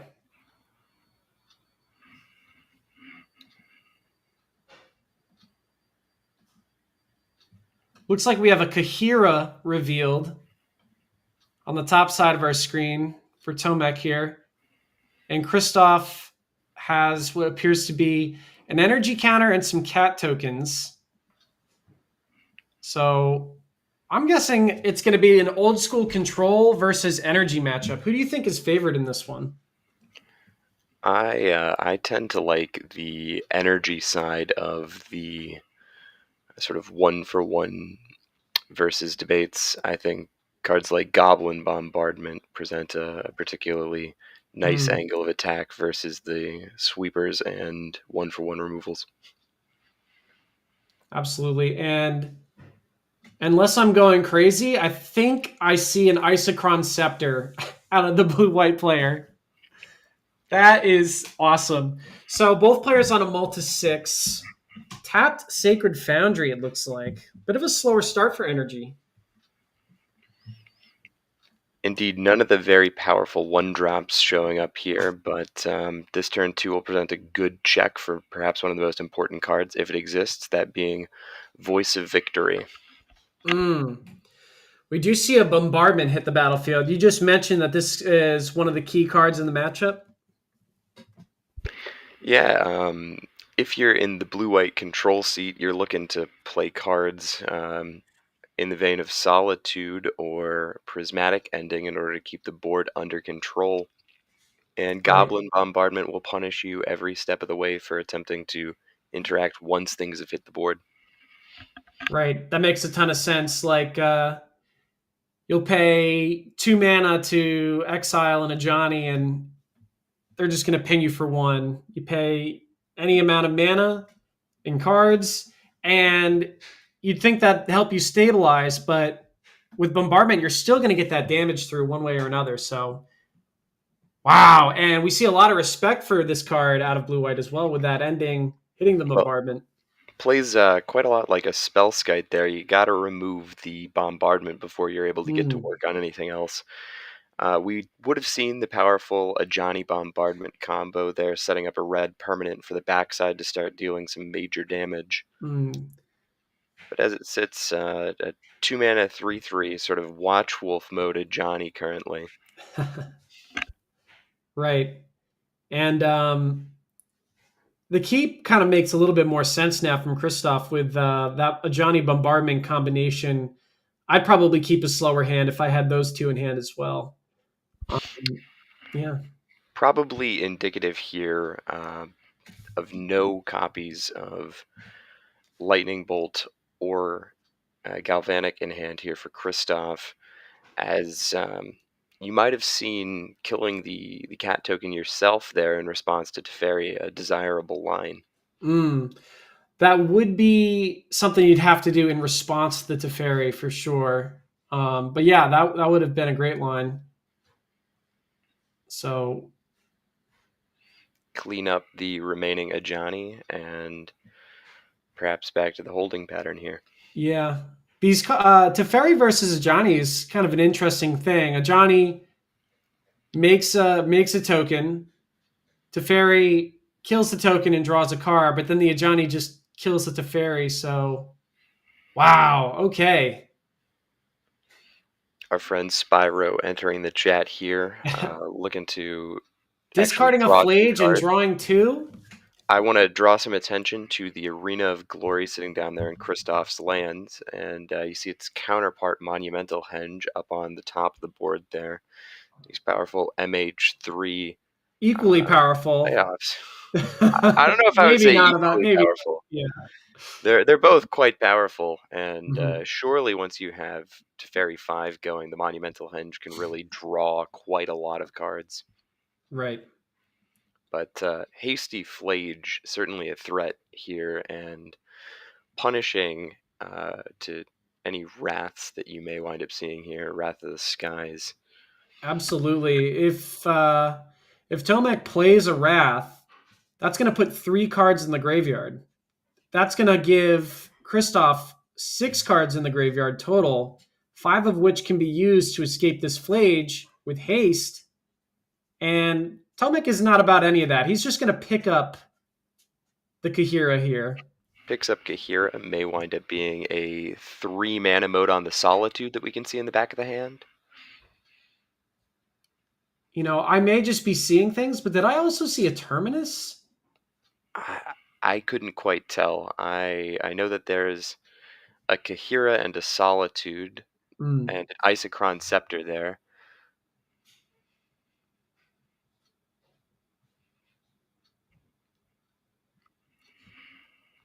Big attack in here, putting a flying counter on our Seasoned Pyromancer, and that's going to be an attack for 7.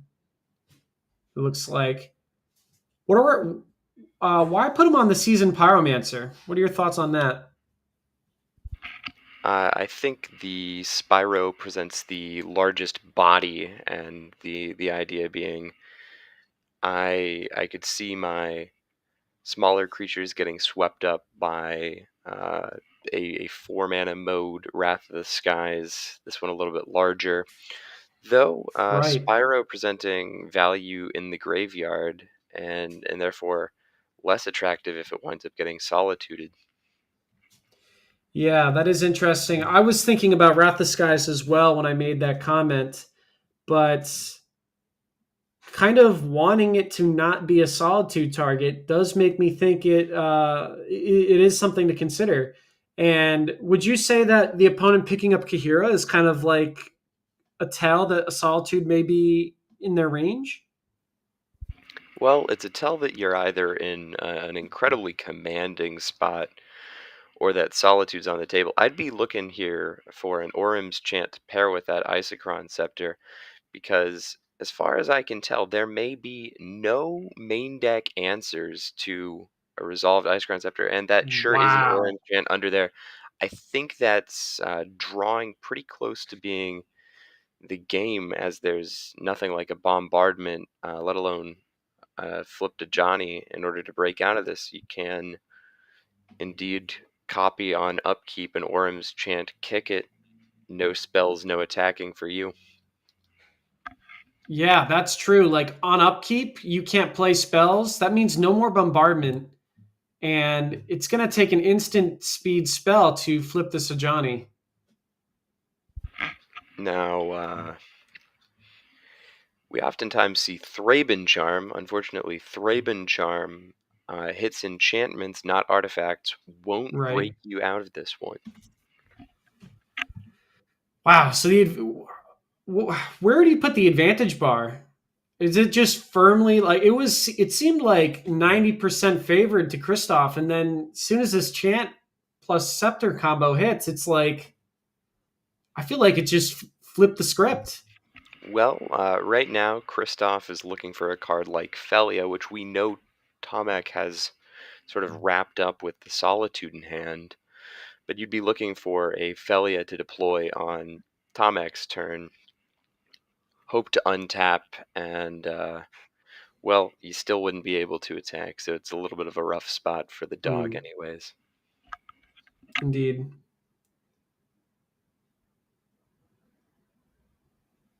Okay. A lot of draw go happening, kind of exactly where the control player wants to be.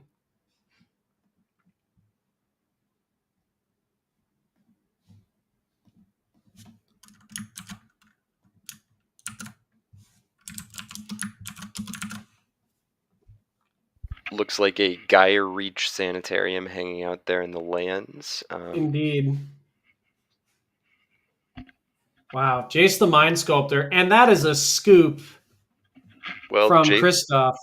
gets to ride the elevator up, and we've seen this one before. That is absolutely true. Jace the Mind Sculptor, better than all. Is that not the phrase? Well, Spruik and Patrick Chapin surely were fans of saying that. Absolutely. All right. Quick game one for Tomek. I got to imagine Christoph is going to be boarding in some Anders to that Scepter combo. How do you, high level view, how do you think these decks are changing post board? Well, Kristoff's deck is sort of a jackknife of sorts. Just a lot of individually powerful cards that happen to have quite synergistic payoffs coming largely out of the Modern Horizon sets. If I were Kristoff, I would be looking to shore up some of the weaknesses, again, bring in cards like Wear Tear to break you out of the Isochron Scepter. Mm-hmm. But I'd be looking to get some of the cards that are geared towards smaller creatures out of the deck and try to trim down. I'd be looking to lean on a card like Ragavan. Demanding an immediate answer. It looks like there are indeed Terminuses there. Yeah, that's what I was seeing. Days I'm seeing a Undoing. lot of the counters coming out of Tomek's deck. Well, when you're on the draw, and especially under the gun from some of these powerful one-drops, be it Right. a Ragavan, an Ocelot Pride, or even just a Guide of Souls, a lot of damage stacks pretty quickly, and stack interaction is not going to be an opportune place to be, at least early on in the game. Makes sense. I wanted your thoughts on this. So the way this Boros Energy deck wins is by board pressure, just getting on the board quickly, turning those creatures sideways. How does Wear Tear fit into that equation? Do you think it would be better to almost try to ignore the Scepter? Or do you think that we need to slow our plan down a little bit out of respect for that combo? Well, if you're equating the Wear Tear to alternative cards like, say, a Static Prison doesn't help you at all to break out of the combo.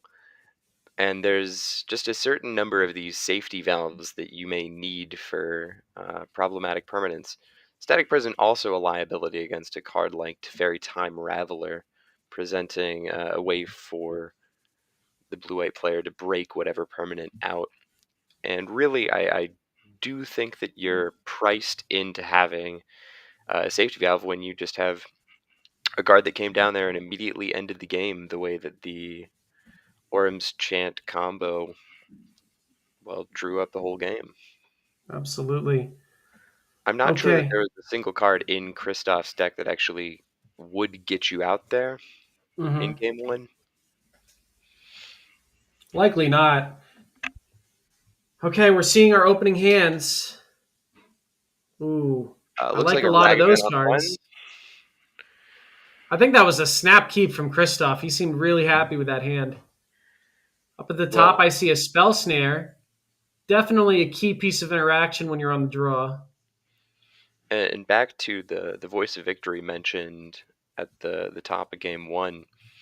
Stack interaction particularly poor against any Grand Abolisher style effects, let alone ones True. that pair that nicely with a Goblin Bombardment.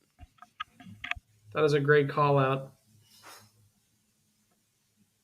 Okay, Tomek is just considering his first turn here. I'm imagining it's something along the lines of, do I answer this Ragavan or do I hold up Spell Snare? And if that's the case, where do you fall on that? I think you may just be priced into answering the money monkey of sorts. Right. The tempo advantage available from the treasures, totally neglecting any potential card value, especially even a Teferi Time Raveler here. If that's the card that rolls off the top, that is Mm. terrifying for your Tomek. In our previous round, we saw Ragavan steal a Psychic Frog. It would be hilarious to see another key mirror breaking kind of card come off the top, but it's going to be a Solitude. And we're going to see a fetch here into, I assume, that sweet, sweet of Johnny.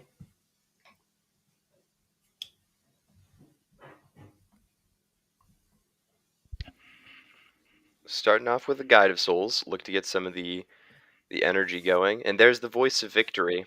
Certainly can't let that one resolve. No Never way. getting And any here comes spell that spell snare. All right. Where are we feeling now? I feel like Kristoff is still very advantaged, but that has to be a good exchange for Tomek. Things seem to be going according to plan. Well, anytime that you can escape the first couple of turns against a Ragavan, only having taken 2 damage and with 2 relatively innocuous, and as crazy as it sounds, relatively innocuous permanents in play, I think you're breathing a sigh of relief. Mm. Here comes the Scepter. Imprinting the chant. Okay, so Tomek says, you know what? I know you're going to have a hard time beating this. Let's see if you boarded correctly. Yet another turn where a Teferi off the top would be devastating. Oh Ooh, my Wrath gosh, in it's the Wrath the Skies? Skies. Are we going to see a land come down here and pay a steep price to wind up breaking out of this chant? That would be an incredible line.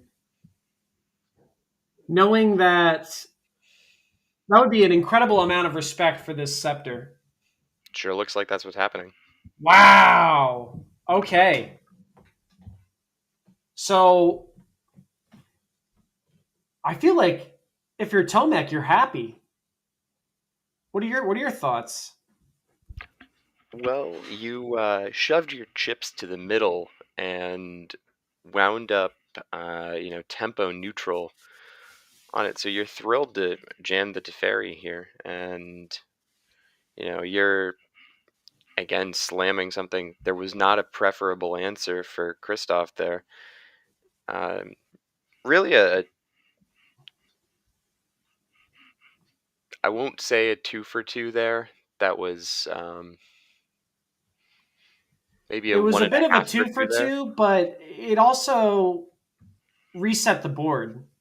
So Tomek was behind on board, played a 2 mana spell, and then the opponent untapped, spent their entire turn and wiped their own board. So it's got, like, if I'm in the control seat and I play a 2 mana card that causes my opponent to blank their whole turn and wipe their board, I've got to be feeling great. And now we see everyone's favorite elemental elk from Standard, Wow. Beza, entering. And I think that's getting um, life, 2 fish, and no other modes. And we do see those special tokens here. Those tokens are so awesome here and fun for this tournament series. But you know what else is fun? Resolving a Beza trigger. Big game here for Kristoff. Gas back up a little bit. Right. Didn't have to discard anything. You've got 9 permanents. No life gained this turn, so you're not going to see 2 cats coming, but 9 permanents threatening with any additional additions to the board to give the city's blessing. Yeah, things are, despite hurting himself in his own confusion, like we're playing Pokemon with that Wrath the Skies, seems to be right back on track, refilling with that Spyro and getting the board state nice and wide like energy tends to do.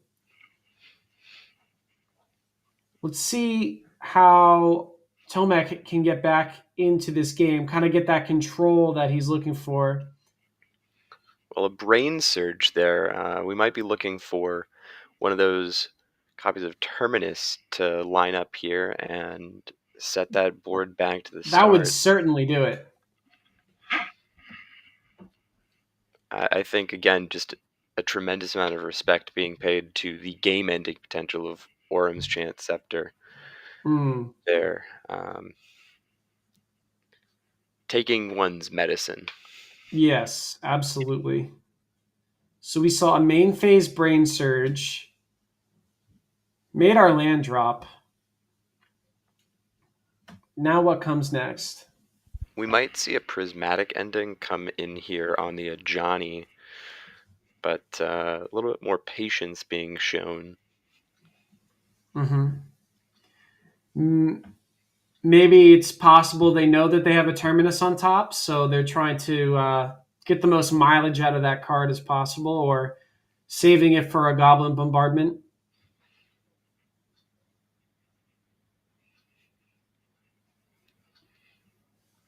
Everyone's favorite functional consider at the end of turn off of a fetch land.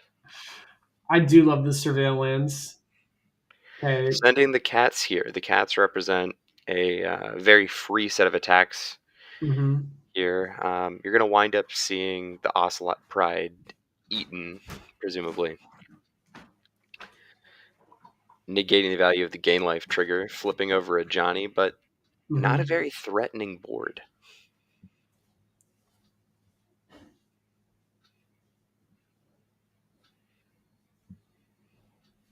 Celestial Purge the Ajani in combat prior to any activations occurring. That's right. You do receive priority in that damage step. Wow, this board looks very familiar. Well, life gain there, and that'll be 2 cats and a cat warrior coming along there at the end step. Wow. This energy deck just amazes me with how it can just seem to come back from nothing. Yeah, a little fake out there on a potential miracle. Yeah, if I'm Kristoff, I guess I'm just not. I don't think I saw the terminus in game one.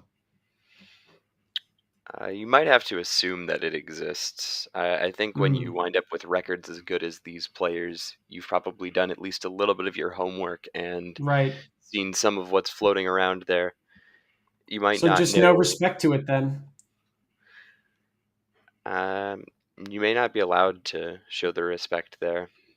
You know, when you're crammed down by Wrath of the Skies and Terminus, you may just resign yourself to the fate.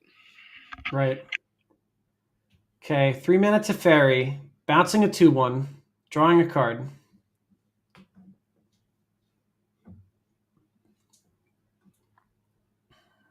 A tapped land. Surveil to the top. Well, we've gotten past the 2 cards locked on top by Brain Surge, and we're into a fresh card there. So if that one's staying on top, probably pretty good. Looks like Prismatic Ending is going to come in here and kill the Johnny.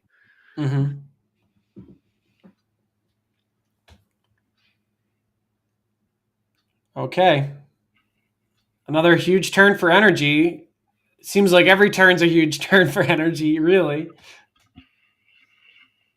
4 mana. Showdown. Oh my gosh. Big one to get to resolve here. Drawing 4 cards. Another Showdown. It's Showdown all the way down. And we have the land. Here's the thing. Our blue-white opponent, or our blue-white player Tomek here, sided out all their copies of Counterspell. And I'm not sure. What are your thoughts on that? If you knew that your opponent was going to be boarding in multiple copies of Showdown of the Scalds, would you still make the same choice? I'm unsure how free of a choice it really is. I think when you're under the gun from a Ragavan, every additional card that does not stonewall the Ragavan or present a potential way to win, like the Orum's chant, is dancing with the devil, so to speak. Absolutely. Makes Big sense. opportunity for a terminus here. Every draw step is. Another Teferi. Oh, a brain surge. Oh, and there's a terminus. Well, is there a Gaia Reach Sanitarium in the lands? If there is, we can There set is. to. If Tomek can find a land for turn, he can set up an instant speed terminus. That is huge.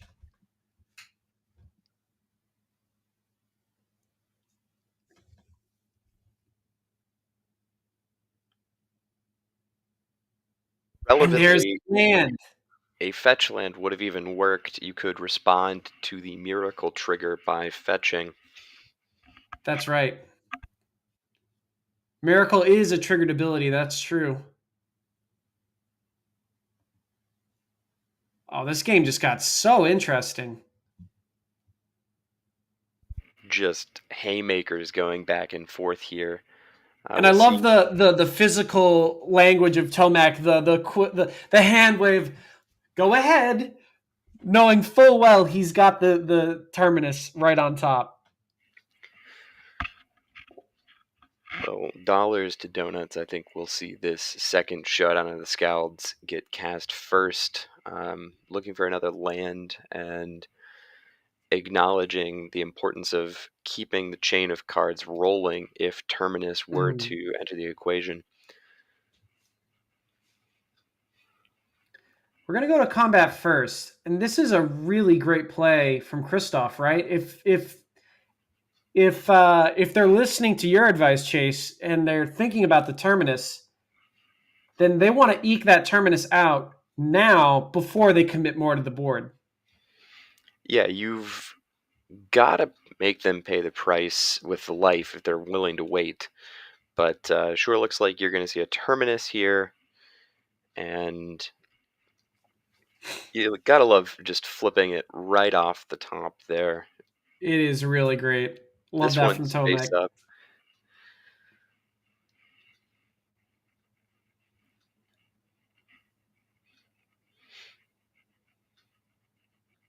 And perhaps some consideration if there's a removal spell in hand to flip your own Ajani in response to this and leave a nasty threat behind that'll sit there and be a good and reliable dude factory. Absolutely. Also, I want to call out that Arena of Glory has been discarded. Yeah, not any copies of that in play either. Typically, at least two, usually three copies of that. Voice of Victory. Ooh. Want to guarantee resolving this here second showdown of the Scalds and also get a counter. Well, another Arena of Glory, and we're not going to lose a Flage for our efforts either. Double Wow. Flage there. Double Flage representing, with the next abilities from Scalds, an additional 5 damage apiece. Right. That's right, because when Showdown of the Scalds gets a lore counter, it grants that ability of whenever you cast a spell, put a +1/+1 counter on a creature. Wow. So we wrath the board, but now we've got this huge haymaker of Voice of Victory, which is a 3/5, and the Ocelot Pride. Tomek has just taken inventory. A lot of things have happened in this turn cycle for sure.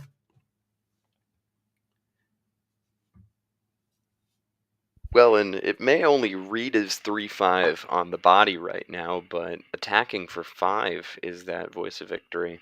That's Across true. bodies. With the mobilize. Hardcast Solitude inbound.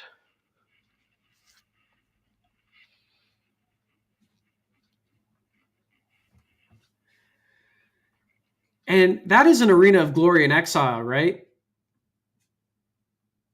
That is. You'll be able to Wow. see an Arena of Glory come down, and we can See a hasty Flage next turn. This is really something, huh? I don't have the High-powered words Magic for the it. Gathering. Yeah, just another day of Magic the Gathering. Absolutely.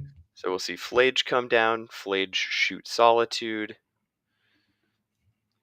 Escape Flage with haste. 3 to the dome, put you to 11. Big check. No counter spells.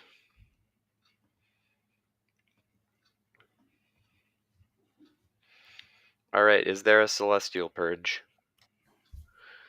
There is not. Go to 8 and Wow. on to game 3. We've got a game 3, just like that.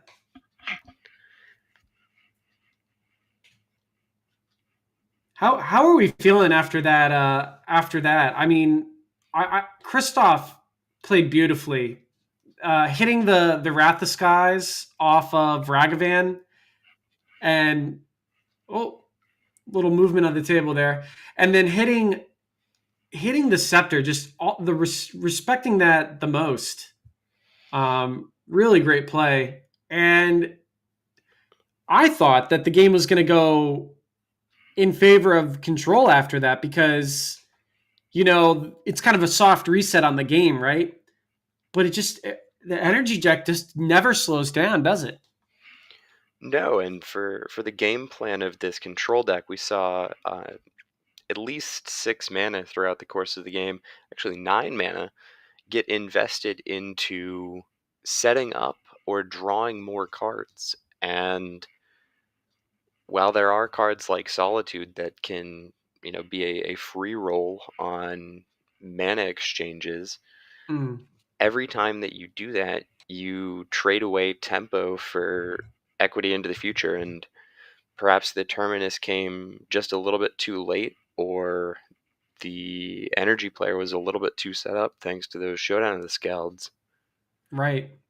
I Yeah, that think, is a great point. Tomek spent 3 mana to go up 2 cards with Brain Surge. Kristoff, on the other hand, spent 3 mana to go up on 2 cards, but also just had a 2/2 in play, and a 2/2 that has extra text, right? So we're kind of seeing that playing to the board is hugely important. That tempo loss really came up.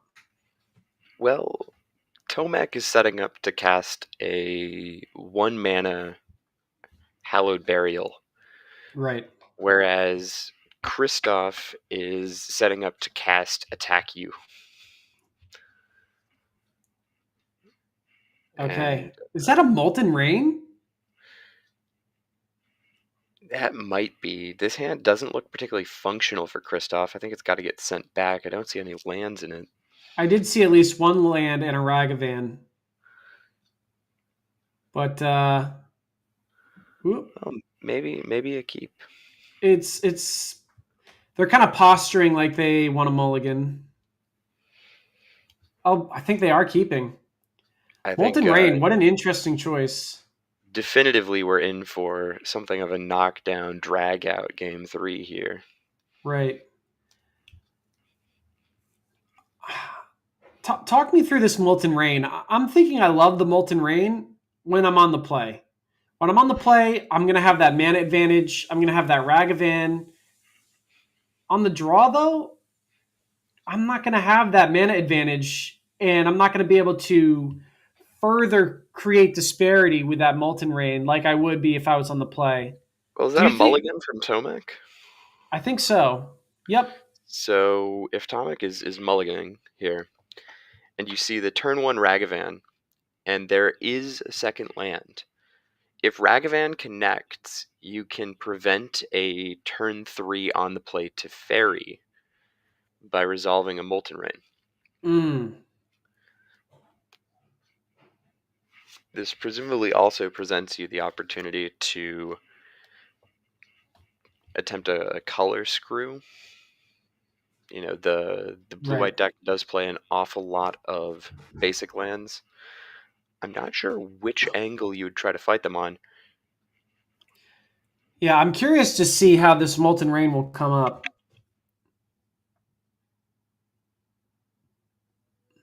I think we're debating our Surveil currently. I do see a Terminus in hand for Tomek.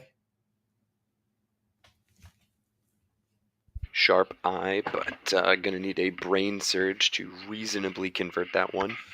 Absolutely.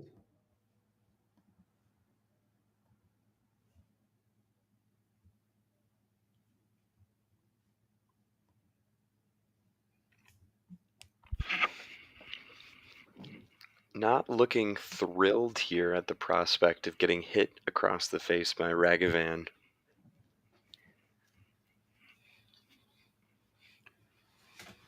I can't tell. I can't think of a time I was happy for that card to connect with my dome.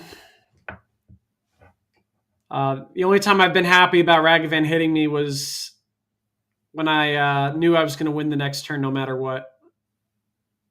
And even then, you're still kind of sweating. Like, I'm usually playing Titan, and what if that Ragavan hits my one, like, Mirror Pool or Haste Land? But I did see a Goryo's Vengeance player get a free kill because Ragavan deposited an Ulamog into exile and made the Ulamog that came back on the following turn like a 2020. wow, that's awesome. Okay, so we do see this Ragavan connect, and there's the Gyre Reach. Do we know if that is a one of? Because eliminating the chance of an instant speed from the lands Yeah, might I be a big believe deal. it is. I would be shocked if this deck played multiple copies of Gyre Reach. Wow, Wow, we big missed. investment here saying, please don't Wrath of the Skies me.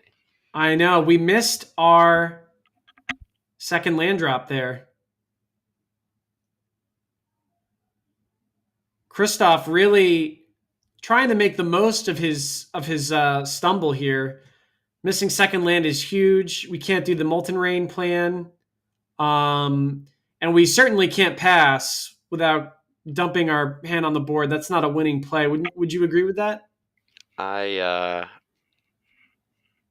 am really sweating it here. No Terminus, no Wrath of the Skies if you're in Kristoff's seat. Survive the Terminus, and there's the Wrath of the Wow. Skies. Okay. So I've got to think advantage bar firmly in Tomek's side here. There's another missed land drop. I think we are No, it looks quickly. like we're fetching. Maybe. I saw a life. I saw the life tick down there.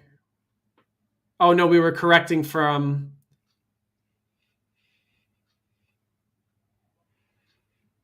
Okay.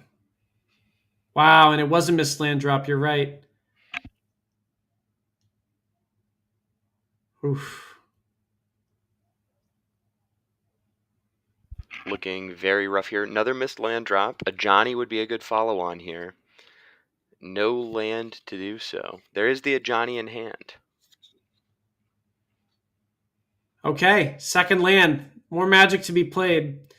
And this is a very important game for these players. RC invite winning in basically. If you win this match, you're going to the RC.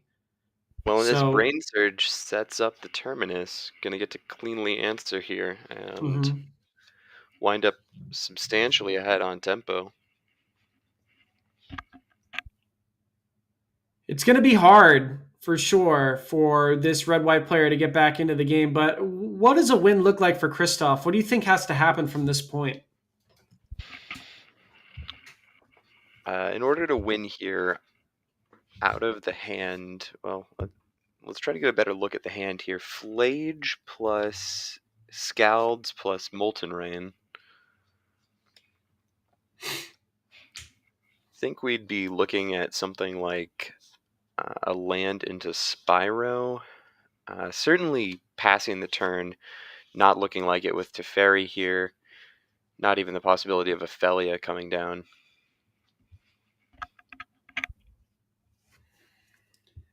Indeed.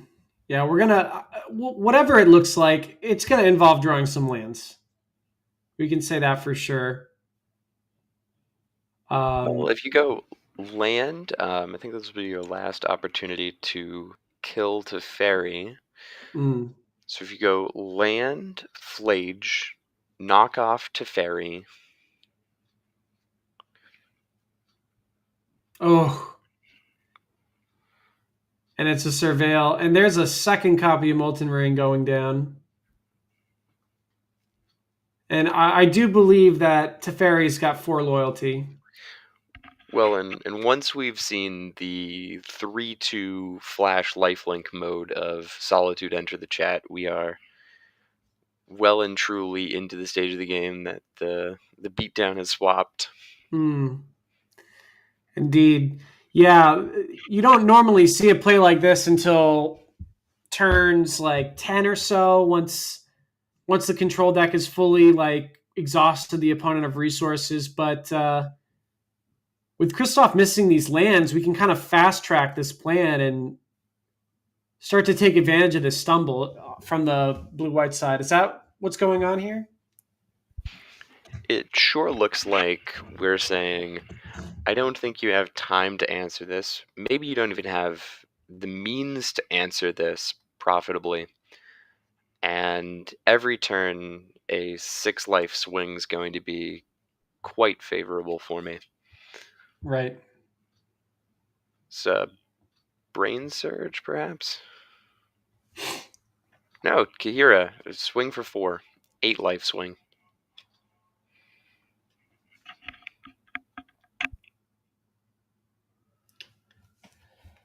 At this point, oh, there's a blood moon in hand.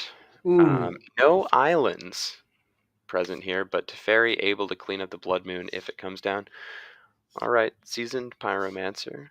One of the better ones gets stern scolding, and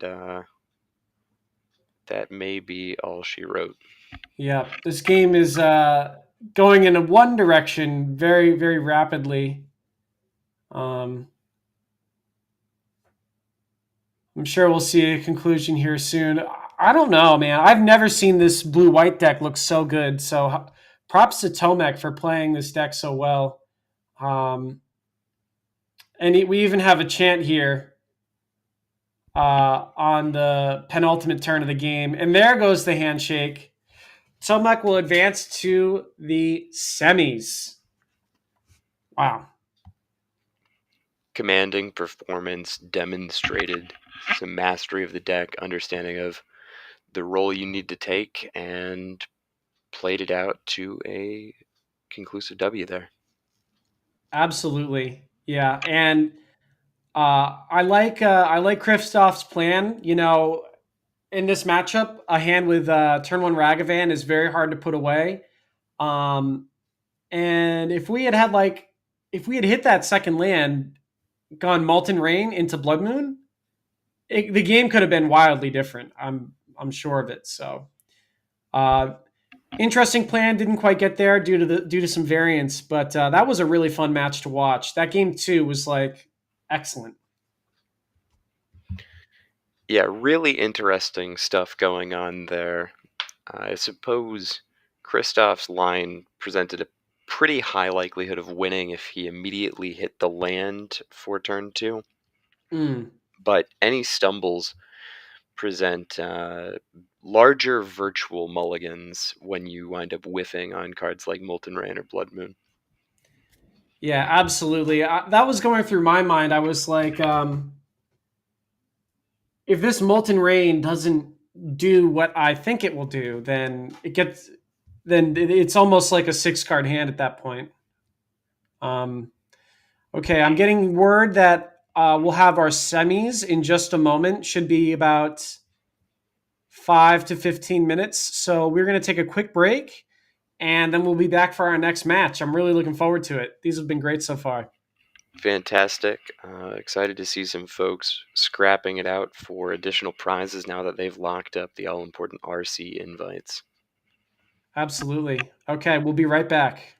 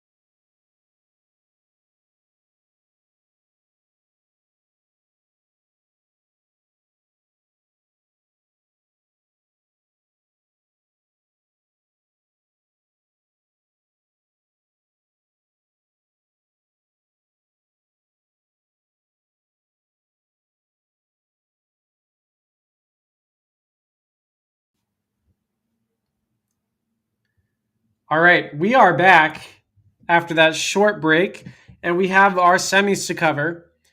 We are now, as I said, in the semis. So we're looking at top four. To quickly share what prizes we are playing for. So walk me through this, Chase, as I get all my settings in order here.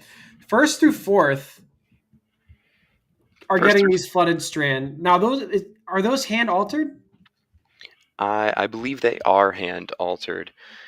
They're also all receiving a quite nice heavy play deck box, uh, Mm. notably standard sized, and then a playmat and a pretty sick trophy, if I do say so, to first.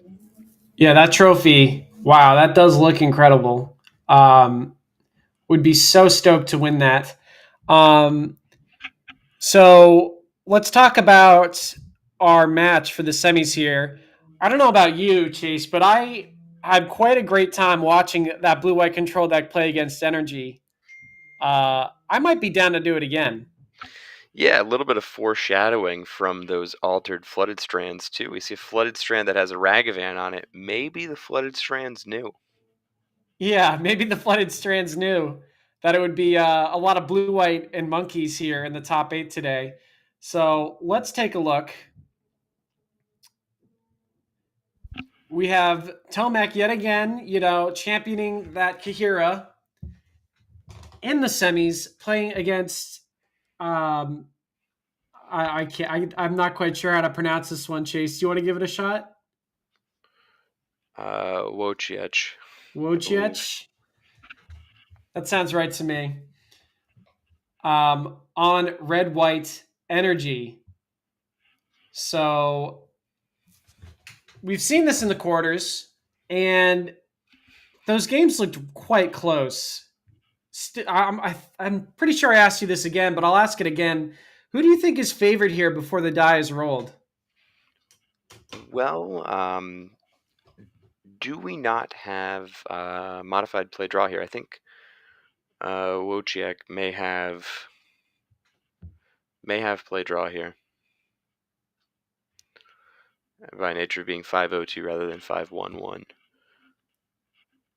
Not certain. I think if you're a Ragavan deck and you get to be on the play, obviously a huge advantage. Certainly true Hmm. that the play is a big deal for all but the manaless dredgers of the world. Right. Absolutely. So we're saying that the energy should be favored here, having the play. A very mild favorite, not Hmm. not a substantial favorite, but we did see a strong showing from blue-white control there, and opportunities to convert sweepers in very profitable ways. Absolutely. I mean, we saw, Showdown at the Scald, Season Pyros, Johnny's flipping, Ocelots making tokens with City's Blessing, and a lot of things were going on the energy side, but none of them really converted against an orange chant on a scepter, uh, and Yet all again, cleanly answered by a terminus. a big opportunity for a card like Voice of Victory to show up. Voice of Victory, if unanswered, does stop the Orem's Chant combo. Just can't cast the spell. Mm, But ample answers in this blue-white deck to any old 2-drop. yeah, whether it be a prismatic ending or spell snare, a card that is fantastic when you were on the draw. Uh, lots of Sphinx lots of Folding. back and forth can happen here uh, over this Voice of Victory.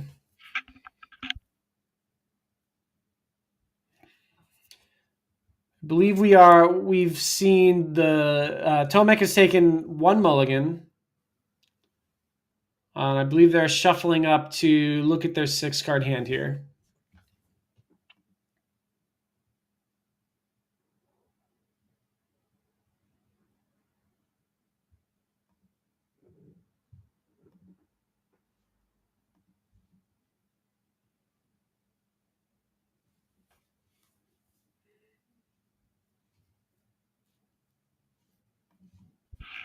Getting word here that it is Wojciech.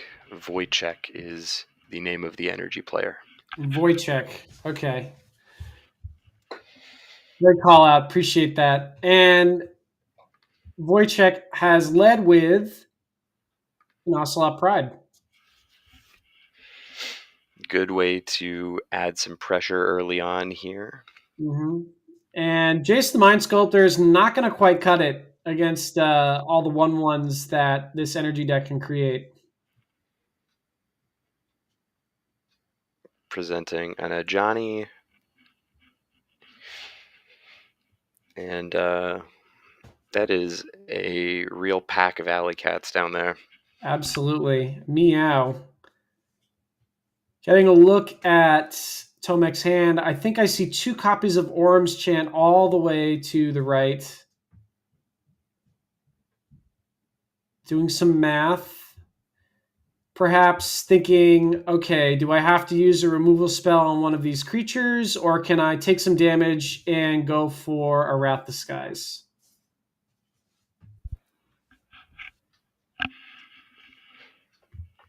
Perhaps an opportunity where Orm's Chant plays the perfect bridge up towards a profitable Wrath of the Skies. That's a great point.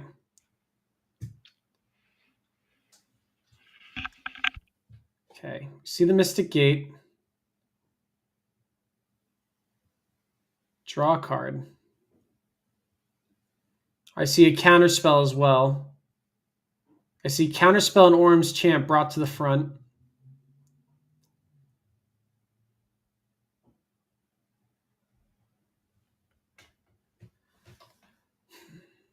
I suppose you get the choice here if the card deployed is Goblin Bombardment, you're probably interested in counterspelling.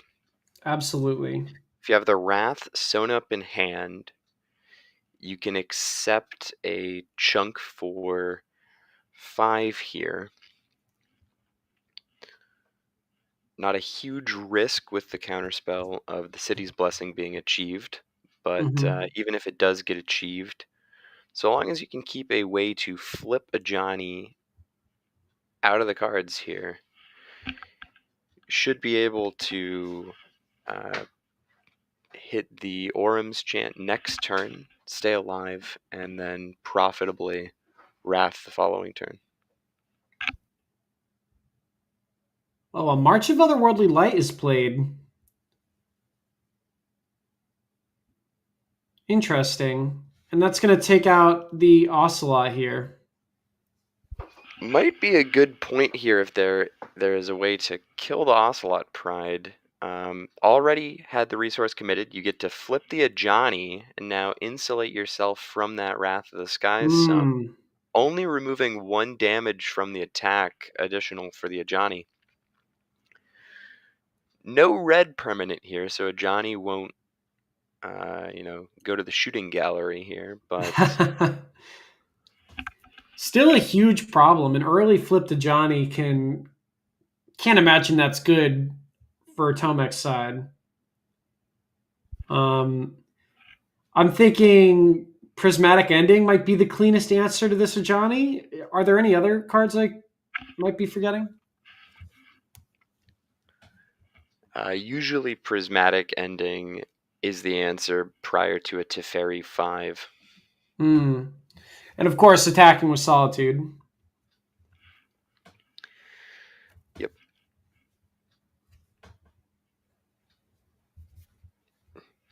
And we see 1 energy added here. A point where Orm's Chant comes down. We will be able to do something with the Ajani next turn. But stem the bleeding some. Even if Ajani ultimates, we can just choose to keep the artifact around. That's correct? Yep, and the Ajani ultimate not so threatening when you're not intending to commit very much to the board. Certainly not amongst the types Ajani checks for. Right. Ajani doesn't hit lands. Is that true? Correct. This is the wrong Ajani for that. Ajani Vengeant would perhaps be a nasty one to ultimate in a matchup like this. Bring But, back a Johnny Vengeant. That card was sweet. well, Ajani Vengeant may have donated his Lightning Helices to Flage. Fair enough. Fair enough. Hung up the cleats, had a good career. The bolt days are over. Okay, we're gonna see a land go chant kicked.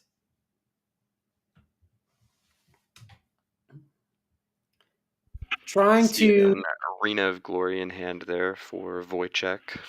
that's gotta be a good feeling. Well, it's a nice one to follow up on Wrath of the Skies with. Absolutely. Is this going to be a set of +1/+1 counters added to all cats? Indeed. Wow, that's a I can understand why we had to read the card. I totally forgot that Johnny has a plus ability. No attacks. Yeah, little quick no sir reference Orim's chant in the graveyard there.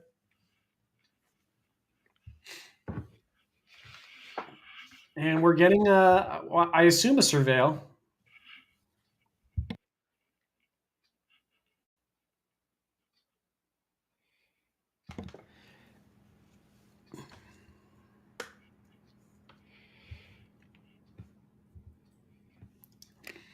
Okay. Any wrath? I can't imagine there's many cards you'd be putting on top of your deck that didn't say the words all creatures on it. Well, if one's already in hand, we may see that prismatic ending come in here. Eventually clean up the Ajani.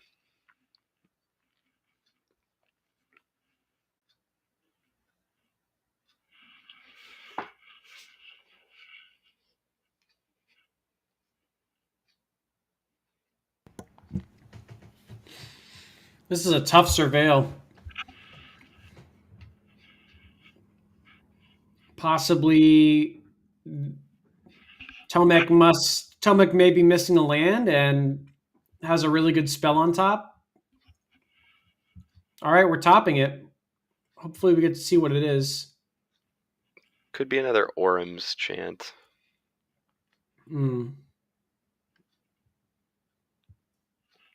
There's that guy reach that we already knew about. And a pass back.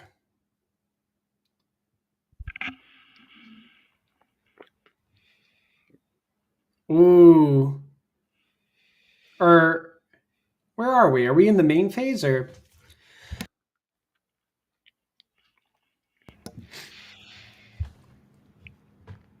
I'm not quite sure. I think I've lost track of where. I thought I saw a hand gesture. Might be. I think this Upkeep. is the upkeep, right? We upkeep Brain Surge to try and find the terminus, and I suppose we've missed on that. So Give yourself the chance. mhm. Suppose we can see a very large attack here. Right. Any solitudes to intervene? Do not believe so. Maybe an Isochron Scepter in the back of the hand there. With the idea to survive this turn and then set up that oh so powerful lock. Yeah. I'm like proper confused now because did we not have a terminus in hand already? Or we must not have, because if we did, we would have just surged on main phase. So I'm assuming we just misread the hand. Well, Okay. Okay, now it's a pass.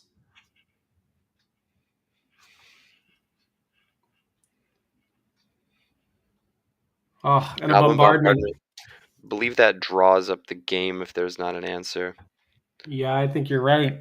Quick napkin math says a Johnny pluses deals 5, functionally 6 damage.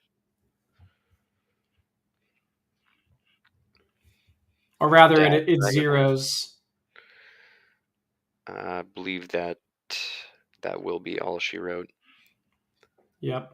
Plus a Johnny, get another token, ding you for 6 to the dome, get a third energy. Yep, and that's a scoop it up. So we see Vocek take it down. Game 1. Yeah, super Just powerful combo with the Johnny and the bombardment. Just something that you can't allow to resolve if you're in Tom X position. absolutely. I'm just thinking about it now. If you have 2 1/1 creatures in play, you zero a Johnny and you have a bombardment and a Johnny, right? Just 2 1/1s. You zero a Johnny, you get him for 3. You attack for 2, and then you sack them for 3. That's 8 damage. And you untapped with 2 1/1s and you just dealt 8 damage. It's just like the amount of reach that this deck has with bombardment is it's hard to calculate. Well, in another example, if you untapped just with a Guide of Souls Yeah. and a Goblin Bombardment, and you were to play the Ajani, and you had no energy, you would get 2 energy. You could sacrifice the cat to deal 1. Okay. Yep. Flip a Johnny. Yep. Plus to make a cat. Get a third energy. You would zero to make a Deal cat. 2 Yep. damage. Yep. Okay, so we're up to 3 damage. You can then attack and utilize the Guide of Souls to get another 3 damage. Right. It adds up extremely quickly. Absolutely. Okay, players are boarding. And I'm curious to see how Vocek is going to approach these post-board games. We saw a Molten Rain and Blood Moon type of approach in our previous round. And I'm wondering what cyborg cards to expect this time. Do you think we'll see something similar? I suspect we will. Tomic being on the play may lend some credence back to the counterspells, but as you saw, cards like Spell Snare and Stern Scolding did remain in the deck, just mana efficient to trade 1 for 2 usually, and the idea being Flage costs usually 7 mana if you don't have a free way to put it into the bin, and at that point you're sort of accepting of 7 mana for that effect.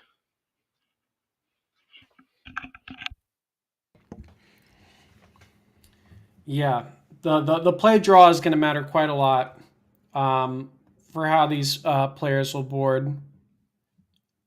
So, looking Side forward to seeing these openers. If Wojciech can establish a quick Blood Moon, that is one of the big risks you take by boarding out these counterspells. We do see a Showdown of the Scalds in hand there.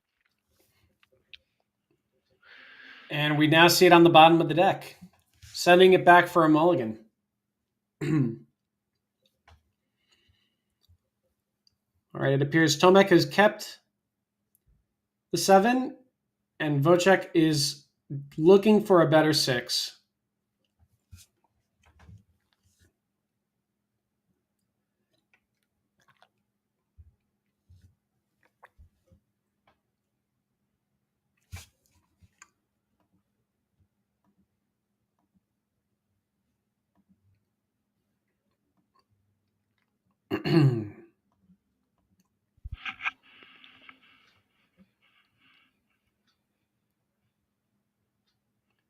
Okay, let's see it.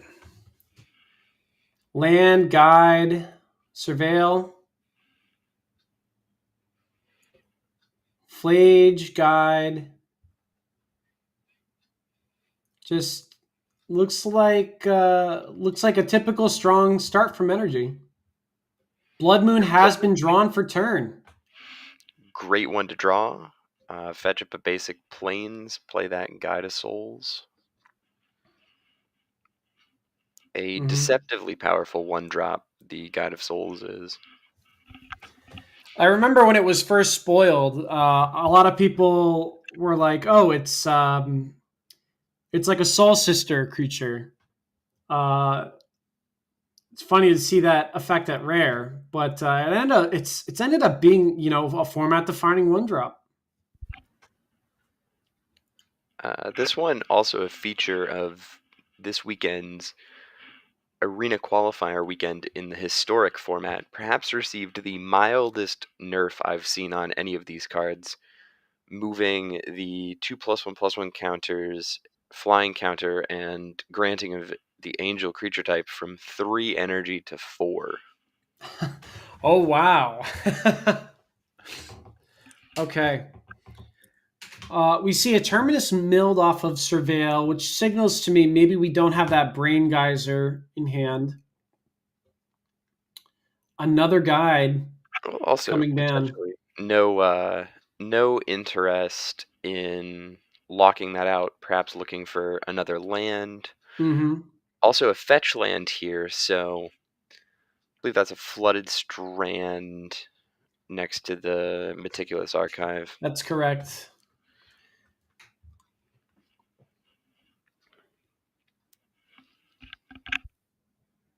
Okay, see the Surveil. No monkey. Now, if you're Tomek and you have basic planes in hand, what are we fetching off this Flooded Strand? Do you think, how hard are you respecting the possible Blood Moon? I think a lot of that question is going to lie in the presence or lack thereof of a Teferi here. If you have a Mm, safety valve for these creatures, then a Teferi presents you the opportunity to sit in play a potential delayed answer to the Blood Moon. right.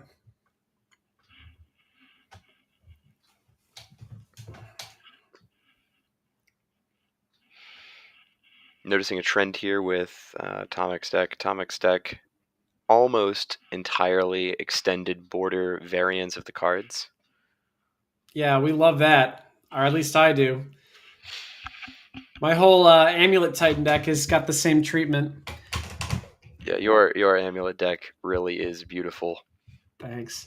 Wow, Counterspell brought to the forefront of Tomek's hand. Well, that's a good answer to the Blood Moon, but you may see that Blood Moon slow rolled as a result of this. Hmm. I find it quite interesting because we had seen Counterspell mostly sided out. I think sided out completely by Tomek in his previous round against Energy. Well, that game we observed it on the draw.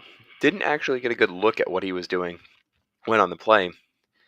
We are Fair going to see that enough. counterspell come down. Yeah, Probably a big play draw difference in the value of that card. I would imagine you're right. I'm wondering if I'm Tomek and I board out all my counterspells and my opponent chains a couple Showdown of the Scalds, I think I would reevaluate that plan. But it may just be a play draw difference, like you said as well. You might be eager to trim, but not necessarily excise all the copies. Right. All right.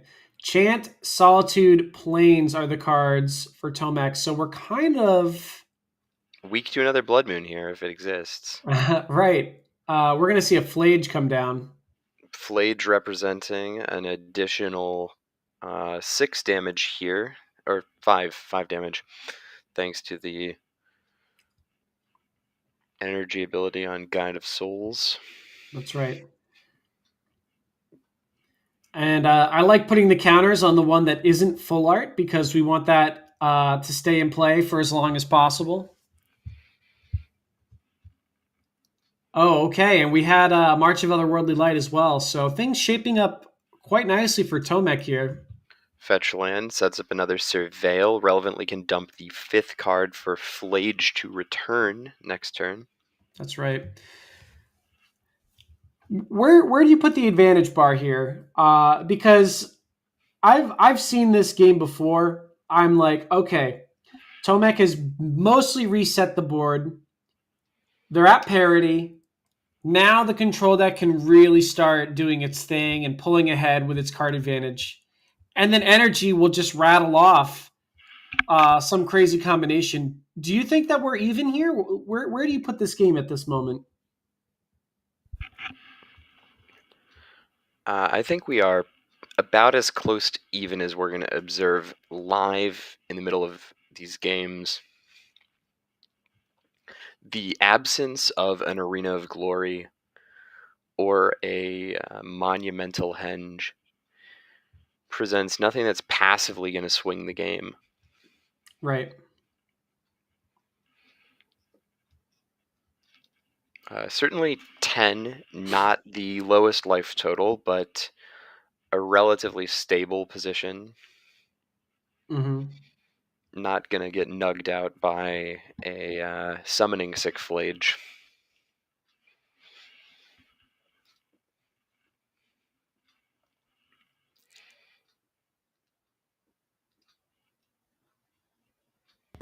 Fifth land drawn for Vocek. Well, there is Whoa. a Oh, I see what Arena of happened. Glory.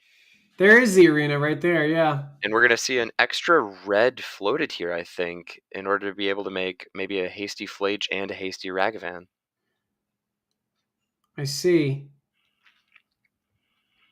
I had a hard time following that last turn. It looks like we fetched the Surveil, milled a Surveil, and then top decked the arena. Yep, we fetched a Surveil land out, milled over the Windswept Heath, and here's that hasty Ragavan that I was portending. Yeah. Wow. Good opportunity to flash down a Solitude and tame some of this. Absolutely. This is Exile what I'm the talking about. This energy deck. You think we're at parity, and then bam. Well, with this Solitude, we really still are.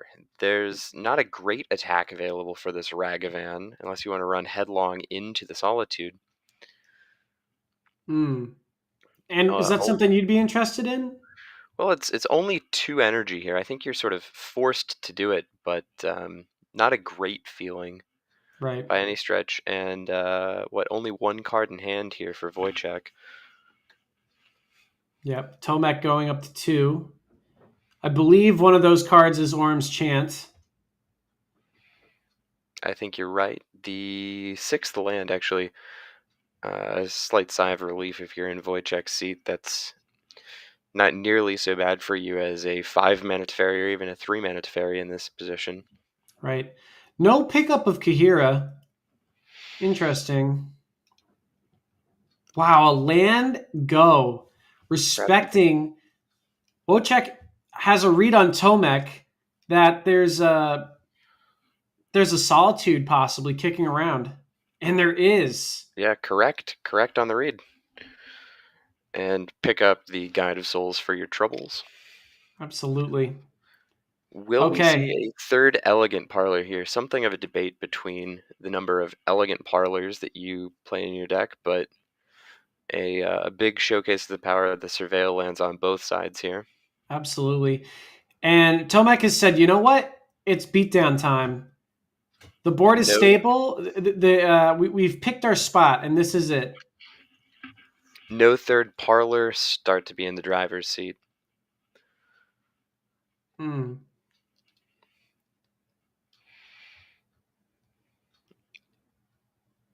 Okay.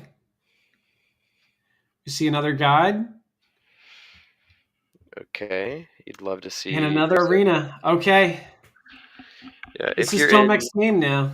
if you're in Wojciech's seat here, you're really looking for a solid. Is that a celestial colonnade? Dear Lord, it is. I believe that creature type's also an elemental. It is. See, we've really been playing a tribal deck this whole time. I think that game might be drawing to a close here if you see an upkeep Orm's Chant. Just looks so bad for the energy side here. It's not quite lethal on Tomek's side, though. He'll be attacking for 12 next turn. No, but So, definitively out of range.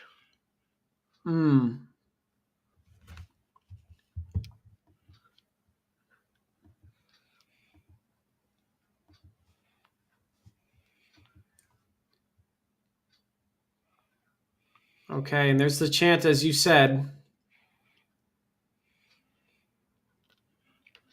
Going to town.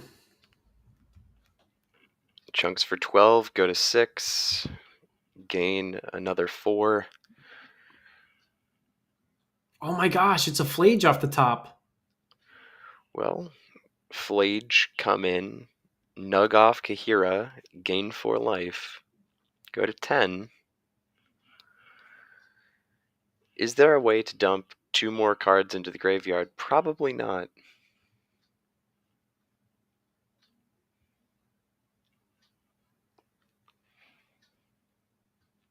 Blood Moon. That's going to take care of the colonnade.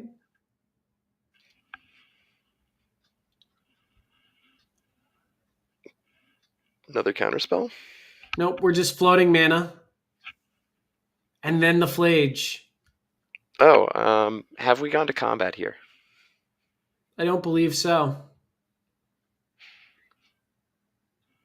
Quite an interesting spot. I think if you're in the seat, you're obliged to go to combat to waste the mana. It's possible we did. It's an interesting situation because do you respect the blue mana or do you and forego getting the guide energy counters? Hits the Solitude.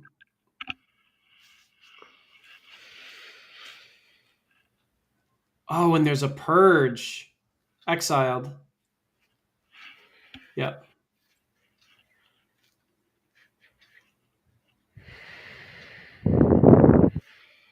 That is... Wow, and we do get the attack in.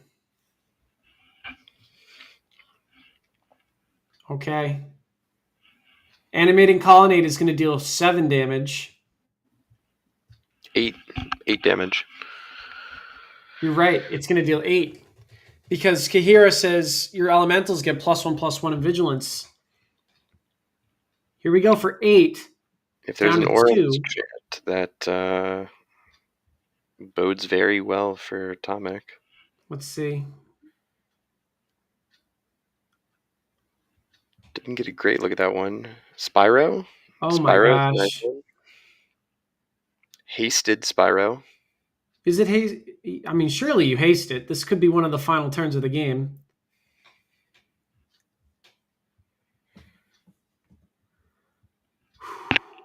Oh, what an incredible draw. Worth 2 cards and a life. Yeah, that's right. Draws 2. Fetch land and a card to put in the graveyard translates to a hasted flage. Spot where Galvanic Discharge would actually be a really nice pickup. Absolutely. Clearing out the Kahira and gifting you the ability to swing life points, 7 in your favor, and then wow. Okay, we see an attack. This is... Tell me what's going on with this attack. Ocelot Pride.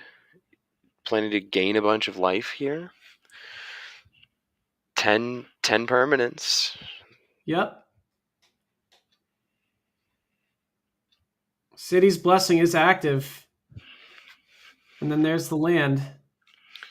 So we're going to gain another 2 life, and we'll go up to 6 life. Importantly, 1 more than you would need.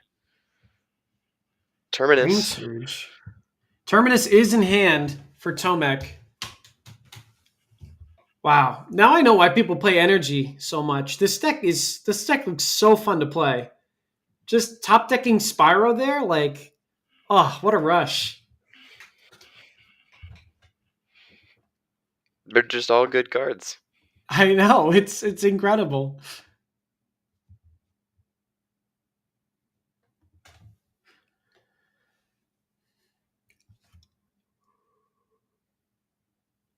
Okay. Terminus has been cast.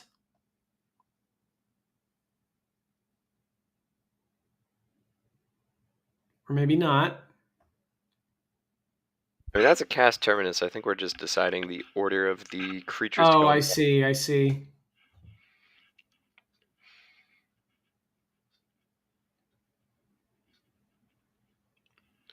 big draw step here because that'll be a lethal swing available from the Celestial Colonnade on the following turn.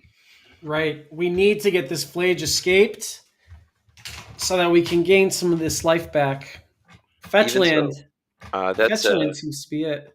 Hall of Storm Giants, which is Ah.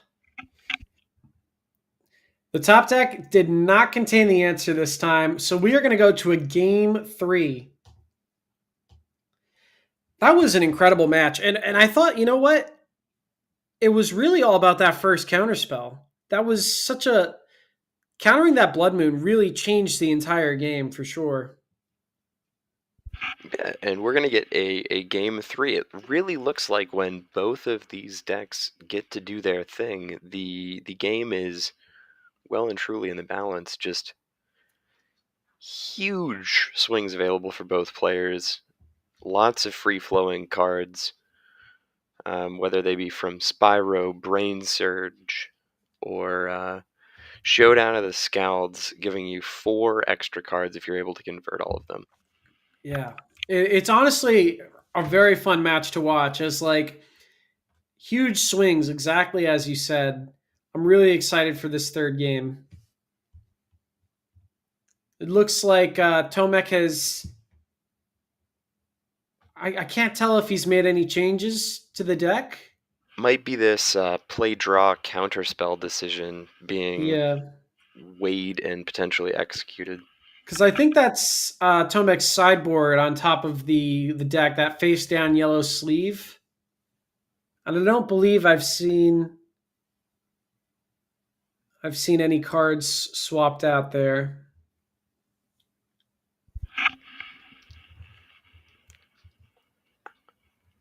But I think we could be in for a grindy one here. Certainly looks possible. Ooh, What's what being is? shown to the camera? Young Wolf? Our boy, Young Wheezy.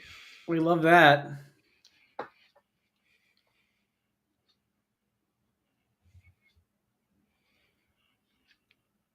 Let me see if I can get some information on this. A shadow signed Mystery Booster 2 Young Wolf.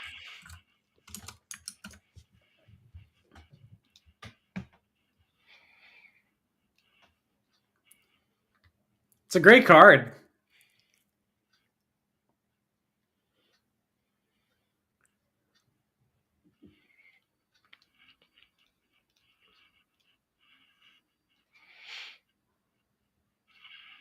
Oh, we got a little second signature.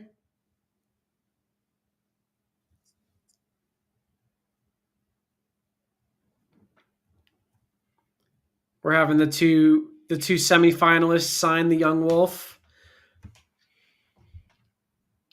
I love things like this. I'll go to these large events and people will have like a play mat that has a signature from every single person they played a game against or all their favorite content creators. And I've done this on Magic cards too. Someone approached me with a Magic card that was completely covered in Sharpie, and I had to try to. He was like, "Don't worry if you write over somebody else. Just try to make it as small as you can." And it's stuff like that that just makes this game so fun. The community part of it.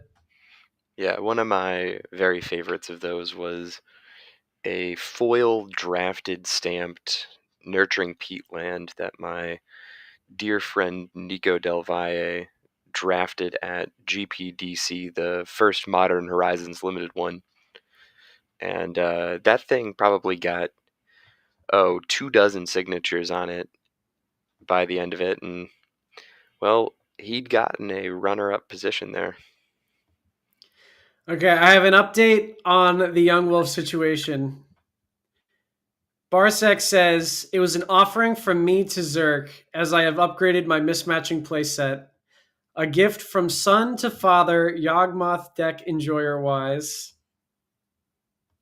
So you love Good to see old, it. from father to son, but I would say Young Wolf's a little more playable and limited than that one. A lot of like dad jokes in these Yawgmoth communities. Well, they don't call him the Yogg father for nothing. That's right. That's absolutely right. Okay, looks like we are shuffling up here, getting ready for, and this is a very big game three. The winner of this tournament gets queued for the European World Cup, which has 20,000 euros worth of prizes in a particularly small field. So a lot on the line for these players still. Uh, they have all locked up RC invites with their semifinal finish. So it's just been a great weekend for these players for sure.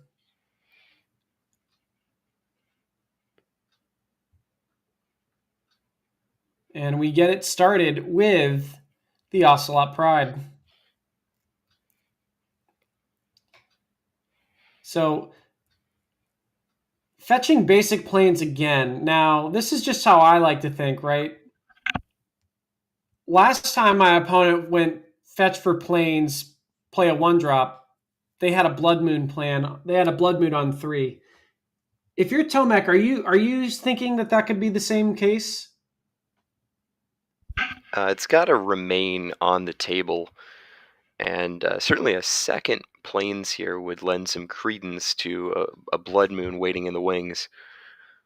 But I think if you are Wojciech, you want to put the Spectre of Blood Moon into the mind's eye of Tomek. Try to force playing around as much as possible. You might get some tempo value there. A little bit But of percentage. depending on the way the fetches line up for Tomek, might not be much to do about a Blood Moon. Mm. Does look like a Flooded Strand, though. Yeah, I personally am always thinking about Blood Moon as an Amulet Titan player. It's always top of mind for me, so it's always interesting to hear other people's perspectives on it. Uh, Play around it if I can. If I can't, oh well, whatever. It's not a big deal. While on my side, it's like this is everything, right? So Well, with the recent updates to the functionality of sagas, I will say Blood Moon perhaps looking less effective against the Urza sagas than it ever has, and more so punishing to the fairer and more mid-rangey non-basic land enjoyers.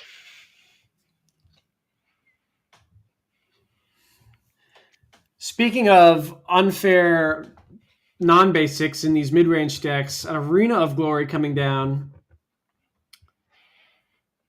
A swing for 3, followed up by. I'm feeling a Fable of the Mirror Breaker. What are you thinking? You might even see a Flage come down and kill your own cat token in order to Ooh. flip this. Oh, just goes upstairs. Wow. What are your thoughts on that play? Well, you'd open yourself up to a Solitude on the Ajani looking like a pretty good place to be there. Right. In my mind, I like this play because Vocek has identified that I just got to kill this guy. Like, we got to get the life total down and we got to get it down quick. Otherwise, my opponent is going to resolve a Terminus or Wrath the Skies, and I'm not going to be able to eke out those last few points of damage if their life total is too high. As it stands, Watchwolf mode Ajani putting in some work. Yeah, for sure. And we hit the Terminus. Okay. 1 mana, clean answer, pass turn. And let's see what happens now. We've got another fetch. The Flage looking freer and freer to escape by the instant. Oh my gosh, and here comes that Blood Moon. Now, if there's... And another counter spell. Tomek is just, it's just like Tomek drew it up here. Well, will we see a Ragavan or similar to follow this up? Nope.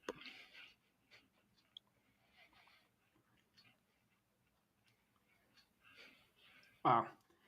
Part of me's got to think like Tomek has been training for this match all day. You know, just like, oh, I know exactly what's going to happen. I just did this 20 minutes ago. You know, just it's so interesting to see the counter spells come out in the quarters, and then Tomek seeing the Blood Moon in the quarters, seeing the showdowns of the Scalds, and then says, you know what? I'm going to put him back in for the semis. I think I'd like this card, at least the one copy. And the one copy's been doing great in these last 2 games. Yeah, we have no idea just how many are lurking down there, but we've only seen one, and every time we've seen it, it's been great. Yeah. Yeah, agreed. It's something I wouldn't want to be playing 4 of personally, as it can line up awkwardly against some of the blistering fast starts that Energy is known for.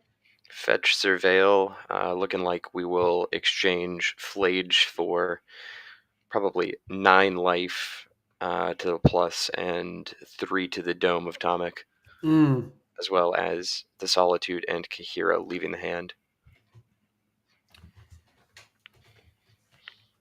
Yeah, definitely a positive resource exchange for Vocek. Gain some life, make them lose some, but most importantly, getting 2 threats out of Tomek's hand is going to be great. We kind of saw how Kahira and a couple ragtag elementals can really change the landscape of this game over a few turns. And if 2 creatures are removed from Tomek's hand, it's gonna make this game go a lot longer, give Energy more opportunities to get back into the swing of things. Bins the Ragavan. Very interesting here. I have to imagine this is hasted, represents a lethal threat if hasted goes up 9 life. Mm-hmm. Okay, and there go those key cards you just mentioned. 4 cards in hand for Tomek. Big turn to land it to Fairy here. Yeah, this is definitely Tomek's moment here to kind of turn the advantage bar their way. And we're going to cycle, hit our land drop. We're not quite there yet in terms Least of preferred mode of the big card draw spell from Lord of the Rings. Yep. Lorien Revealed, commonly known for drawing 3 cards. Blood and another Moon. Blood Moon. See a white mana floated in response, and I believe there is the answer there in the form of a pricey but necessary March of Otherworldly Light. Yep. And there's the Monumental Henge. Wow. You know, going into this match, I didn't think Blood Moon was going to be such a key role player here, but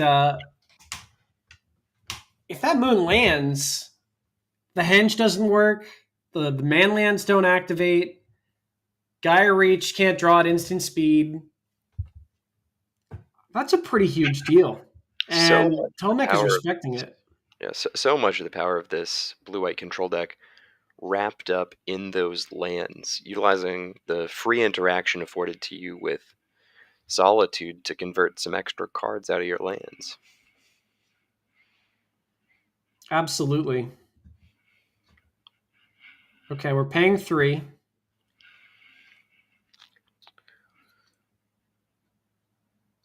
4. Uh, Scouts. sorry, we're paying 3 now. That one was already exerted. So we're casting a Spyro. Casting Spyro, floating a red haste mana. Yes.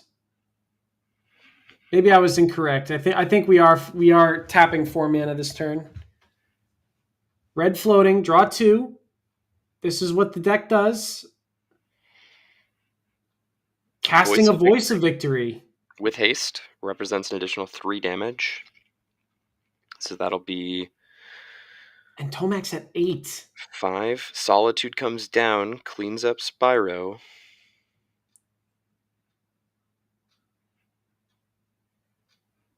Lines up very well against the Voice of Victory. Forces the pass. 3/2 is bigger than 1/3. 5 mana. Big Spyro. Wow. Oh my gosh. Tomek ripping heaters off the top. That's like, what is that? 3 of your 4 Solitudes in the top 15, 20 cards or so? Yeah, the hard way. Yeah, the hard way. That's right. Wow. Super powerful stuff going on. Guide of Souls, And then yeah. we see a guide pass. Okay, Tomek firmly in the driver's seat once again. Big look off of this Surveil land incoming from the Marsh Flats. Yep, Plenty of life absolutely. total to play with for Wojciech, but life total going in the wrong direction for Tomek. Yes, yeah. It's a 12-point swing in favor of Tomek for sure. Teferi coming down, and we're just gonna bounce the guide. Love that.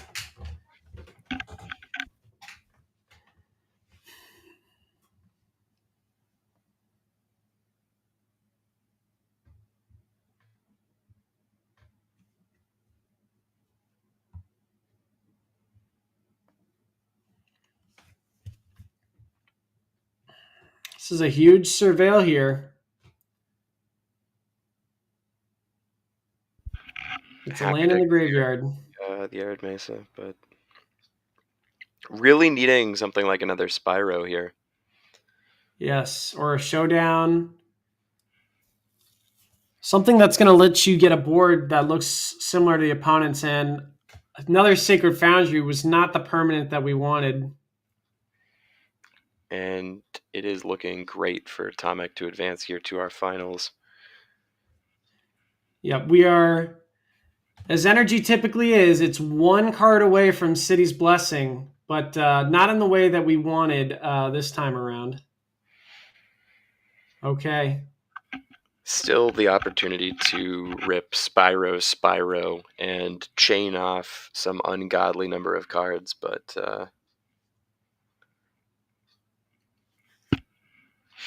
Yep. Again, yeah, plenty of life to work with. We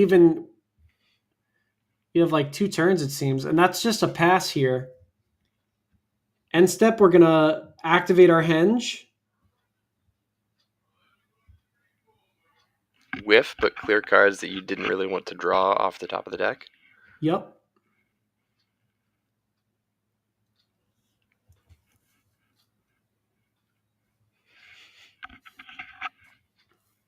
And we're sticking to the plan. Plus Teferi, attack for 6, play a land, and say go. Feels like the perfect spot for Tomek to use the arena "I can do this all day" emote. Yeah.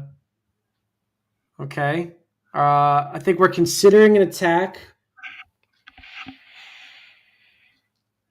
Yeah, just not sure what you're getting out of your attacks here. Guide of Souls presenting something pretty minimal. Maybe a sandbagged land in hand here for Wojciech, or could be a Wear Tear taunting you for the lack of a scepter to break up. Right. Brain Surge on end step. Very Terminus, 5 there. that Terminus is probably not making its way to the top of the library this time, if I had to guess. Classic miracle triggered decline to cast. Mm-hmm.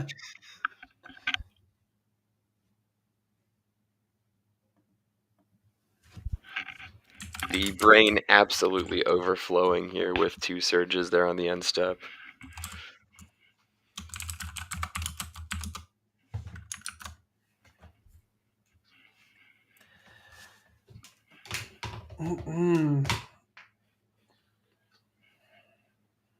Okay. I think Vocek may get one final top deck. I believe there was an Orum's Chant available, so unsure that there is any relevant set of draws available to Wojciech. Unfortunate. Looks like he's posturing a double block here. Oh, and a Wrath the Skies, taking that opportunity away. Down to 2.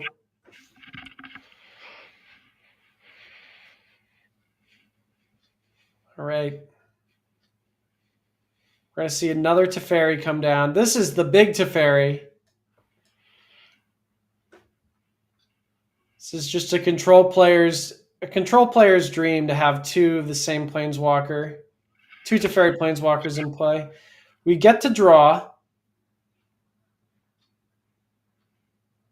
I can't tell. Chant. Ah, okay. And the hand goes across the table. Tomek takes it down on to the finals. Making this look like a very good matchup for the blue-white deck. I know. I've heard that this is not the metagame for blue white, but after seeing these performances today, I'm unsure. Blue white looking quite good after seeing these 2 final matches. At least it's looking good in the hands of Tomek. So that You was a good know, one if to it's watch. Tomek or if it's Wafo Tapa, some of these control decks can really knock your socks off, even if I would be helpless to win any number of games with them. Yeah.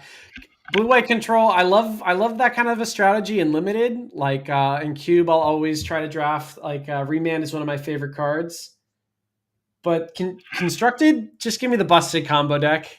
That's what I'm here to do.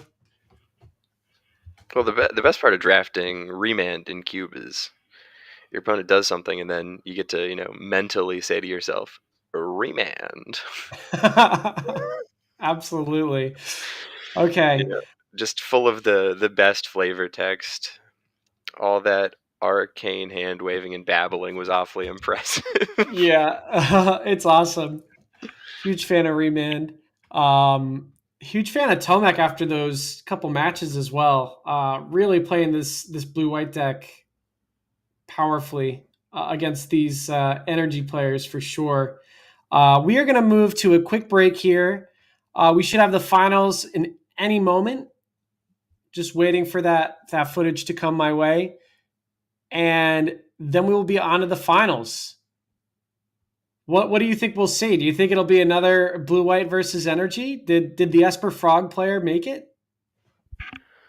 I can't say, but Tomek really getting it done even on the draw, and perhaps that's one of the secrets of this blue-white control deck is when you play those powerful catch-up mechanisms and zero-mana interactive pieces like Solitude, perhaps the play draw not such a big problem for you.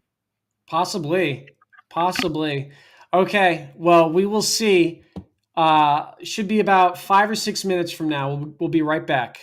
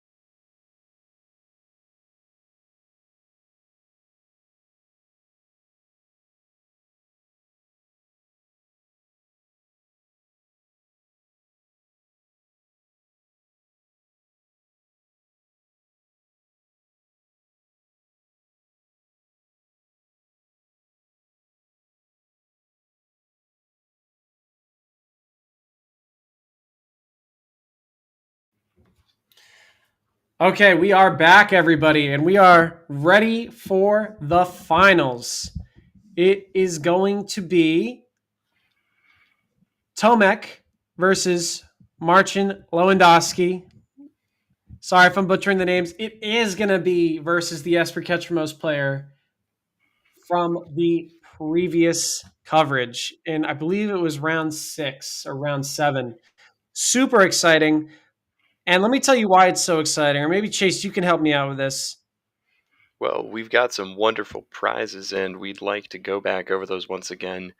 At the very top, gives you a direct qualification to the very small field, €20,000 prize pool championship.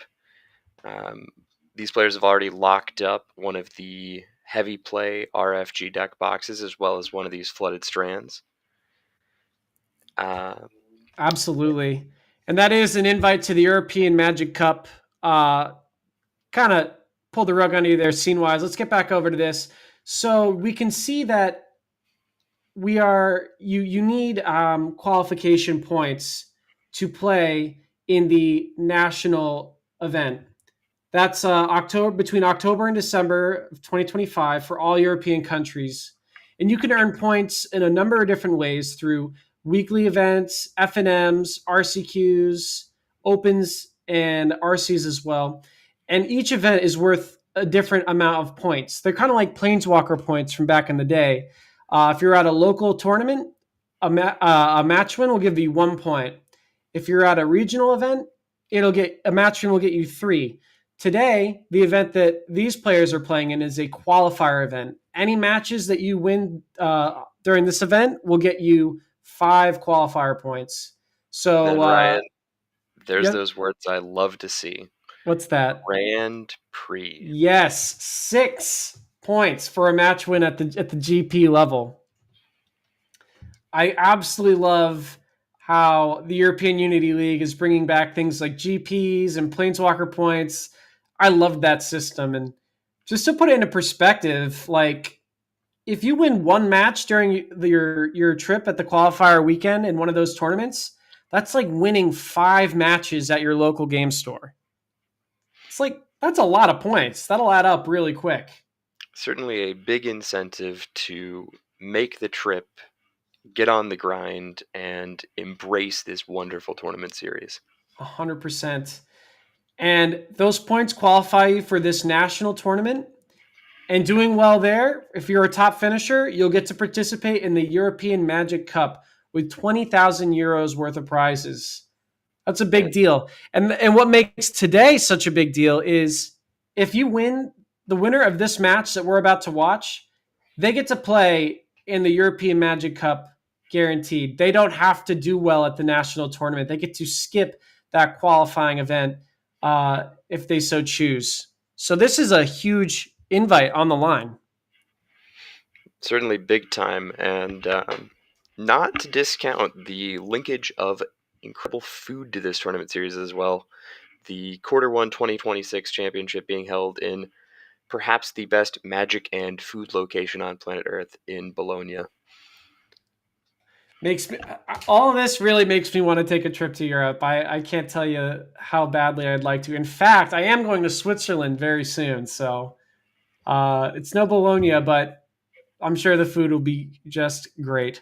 So let's take a look at this match. Let's get this started. Okay. Here we go. Lewandowski versus Tomek. I'm so bad at pronouncing last names here, it seems. How are we saying this? Paprykarz? Paprykarz and There it is. Lewandowski, I believe. Yes. All right.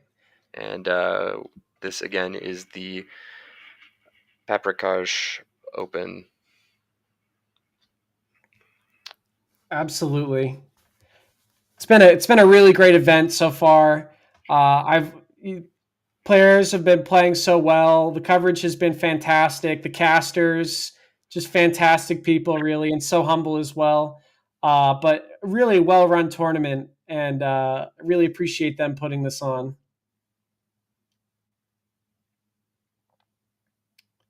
Okay, the opening sevens in the final round. It appears that Marcin will have the choice of player draw.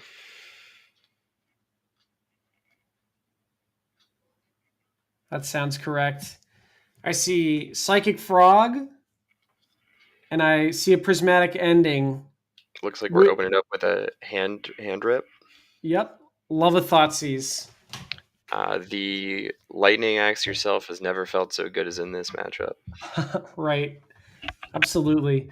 Okay, couple Prismatic Endings, a March and a Solitude. So if I'm marching, I'm like, my Psychic Frog is not long for this world, and that's a problem. It's certainly not. Now, out of this hand, I want to point out you can already Prismatic Ending for 3 out of the lands. Right. So you're probably just ripping one of those, saying, if I'm fighting you on the Ketramos angle, I would like it to be as costly for you to interact as possible. Frog's probably getting, just quickly flung from existence as soon as it gets played. Right. But we might be able to play down something that moderates the tempo a little bit, starts to apply some pressure, provides a less enticing target for one of these removal spells, but still might need to be removed. Right. We're essentially, we have to work through the answers to Ketramos as quickly as we can. Because that card is kind of your main way of turning the corner here. Is that what we're thinking? Yeah, this does appear to potentially be a Philia. And we will have access to the important pairing of lands that is 1 black land and 1 blue-white land after this turn. Able to cast all of the relevant pieces. Psychic Frog being a black and a blue mana, while most other cards in the deck cost white and a generic. Kind of like Tron, if you will. The ability to cast all your cards with this awesome number of lands. Big time Surveil. We see a Plains on top. Not going to be needed. I might be looking for a Flicker Wisp here to apply some rapid pressure, turn that Bogart Bog into a 3-1, and start the clock. That would be a very nice way to kind of put the pressure on Tomek's hand. Tomek has a lot of great removal spells, but they're fairly mana intensive, and that can be an issue. They sure are. This is a great opportunity to deploy the Teferi. It's very safe here on this board. Right. And another Surveil land here coming up at the end step. Indeed. I do tend to conceptualize this matchup as pretty favorable for the Blink deck. But the Blink deck needs to ensure you're lining up your things to make your opponent's cards as inefficient as possible.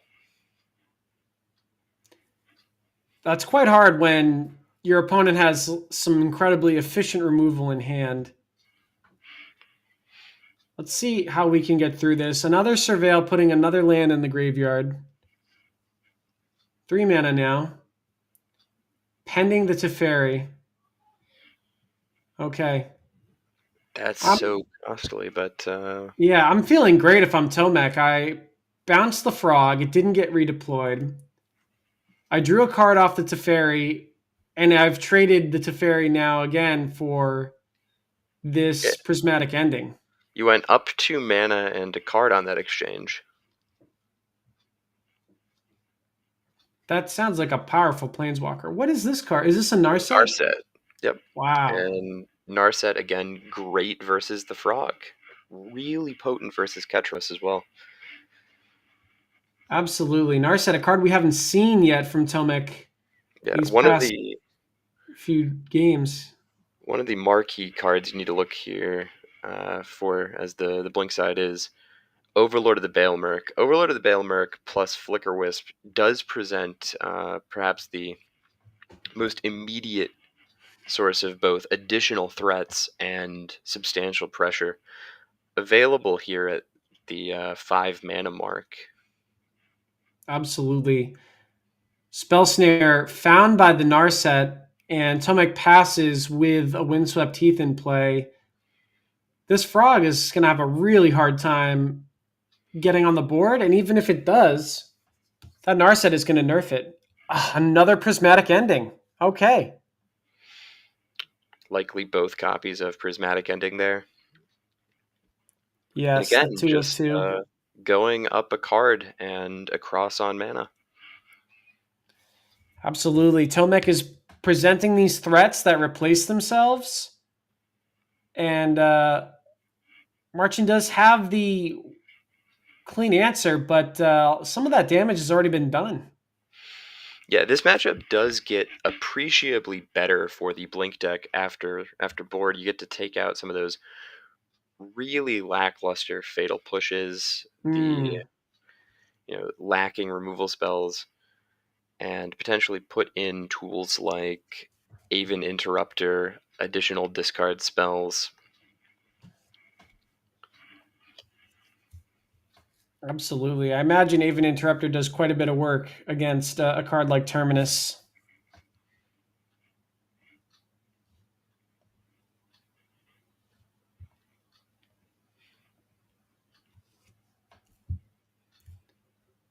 Teferi coming back down, plussing this time.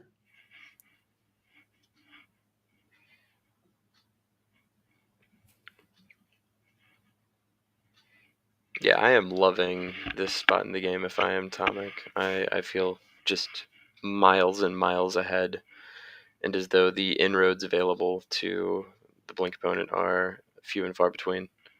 Indeed. That looks like a Flicker Wisp to me coming down. I think we will see if this Flicker Wisp resolves the Boggart Bog turned into a creature.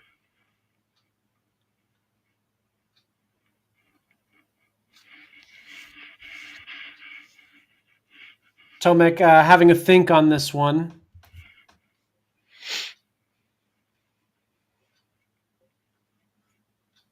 And we do hit the Bogart Bog. So what's interesting about this to me, Marchin's only passing with 3 lands into play.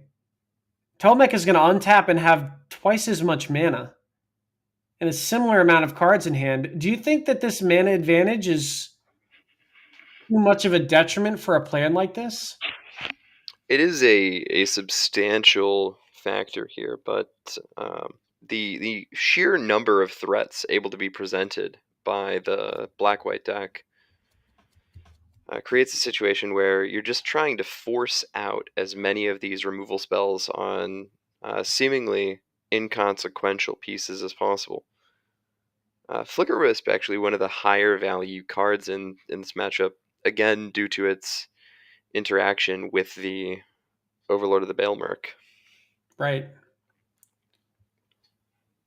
Okay, and just as you've said, Prismatic Ending coming down to deal with a card that at the end of the day is really just a 3/1 flyer at this point.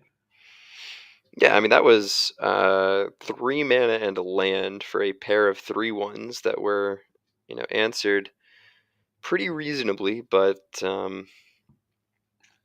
again, not one of the 2-for-1 sweepers. Choosing Right. instead to leave up some mana here, probably further strand that frog.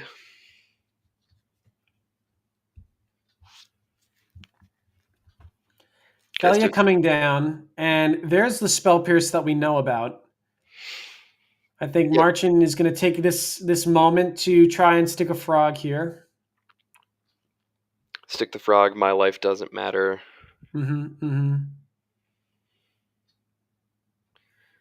And plenty of food for this frog to do its best Michael Jordan impression and become the jump man. Absolutely. Absolutely. We do have information on Tomek's hand. We do know that there's a March of Otherworldly Light I'd be watching for kicking a around. Ketramos here. Ketramos, potentially wonderful follow up here, but going to see this get exiled.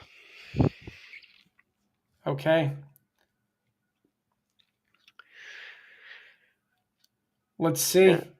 Now that life total for the black-white player starting to come into play. Absolutely. Another Flicker Another. Wisp. All Are we going right. to see the same Fog. song and dance? No, Wisps a Surveil land. Takes the Surveil. Interesting. Another Wisp. What are your thoughts on this line? I would think that getting on the board is a very important thing to do.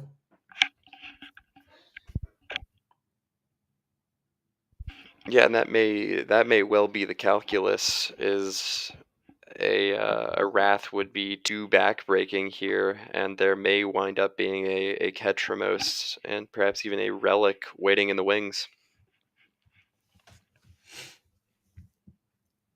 Indeed. So wanting to not overextend into a board wipe and looking to develop mana so that we can better leverage cards that will eventually come into play once we've worked through our opponent's premium removal here. Probably forced to trade. Mm-hmm. If we can find a fifth land, we may be able to chain Baelmerk into Flicker Wisp into Flicker Wisp. That would be something. Ketramos. Here's Ketramos, the keystone card for this strategy. This one is indeed able to attack. Now, if there's an Ephemerate in hand, it's pretty much offline thanks to Teferi. And we're just going to hard cast Terminus there. Wow. Yeah, great answer for it. Absolutely.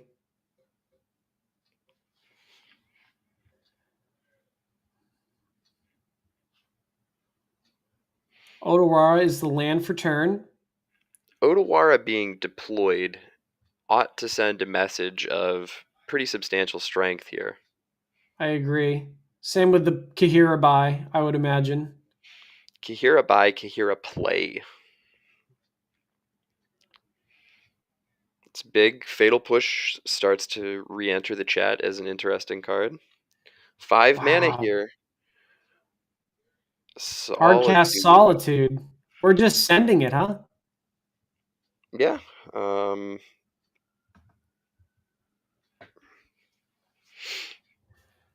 So it seems that Marchand says, okay, well, I've got to get things going here before it's too late. And unfortunately, it seems that it was. Animating a Celestial Colonnade is going to have exact lethal, 1 over lethal, as Kahira does make that into a 5/5 to close out this game. Okay, Tomek is just 1 win away from a huge victory here.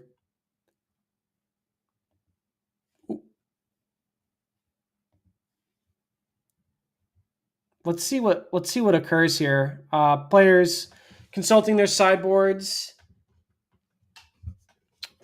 Who do you think is favored post board? I believe you said Esper Frog is going to improve markedly.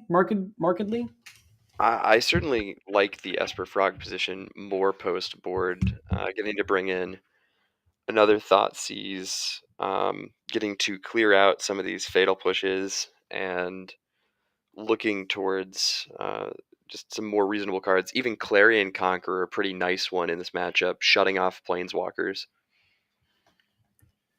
Yeah, we were watching Lewandowski play against a Kethis combo deck earlier today, and that Clarion Conqueror came down, and the game was lights out afterwards. That card really impressed me so far this weekend.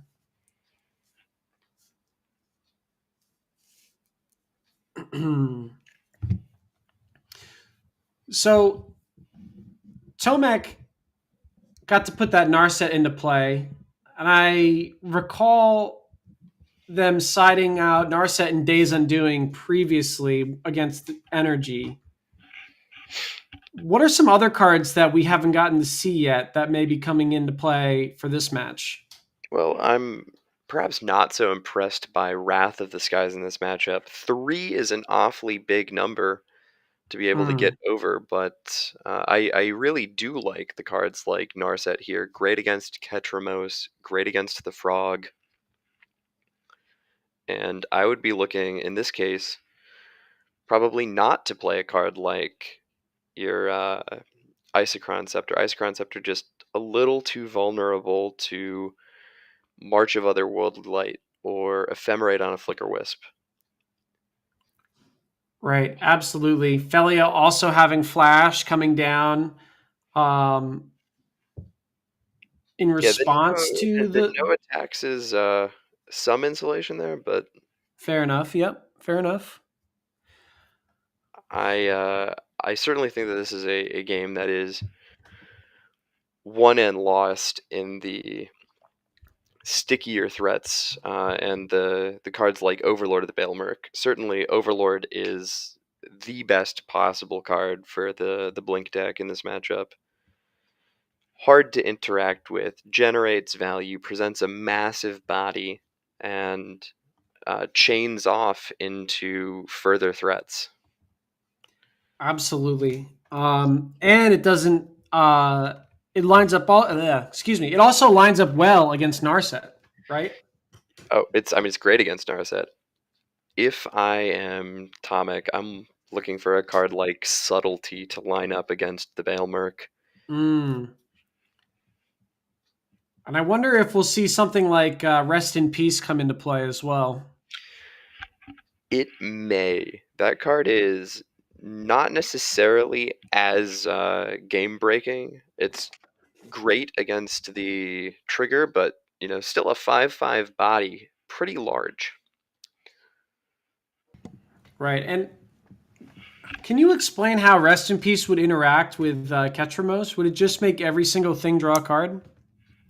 So it is a replacement effect, and because the cards aren't going from the graveyard, I don't believe that it would cause the trigger there. I believe it circumvents it. It would enter, and because it's a sorcery speed thing, wouldn't draw a card from Ketramos, and then sort of locks off the Ketramos draw, but probably makes it so the Ketramos is guaranteed to be able to attack and block. I see. So if I sacrifice a Marsh Flats with a Rest in Peace in play, I won't draw a card? Don't believe so. Interesting. Okay, we are looking at our openers here.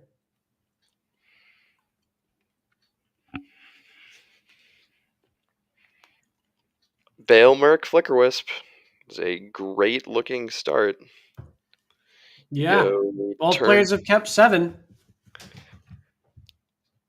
turn 1 Surveil land.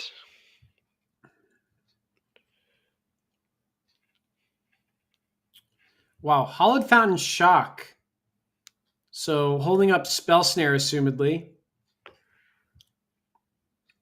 Stern Scolding, Orem's Chant, both possible. Pricey way to get it done if you Orem's Chant here, but maybe that much of a point of respect against the Baelmerk. I could see it.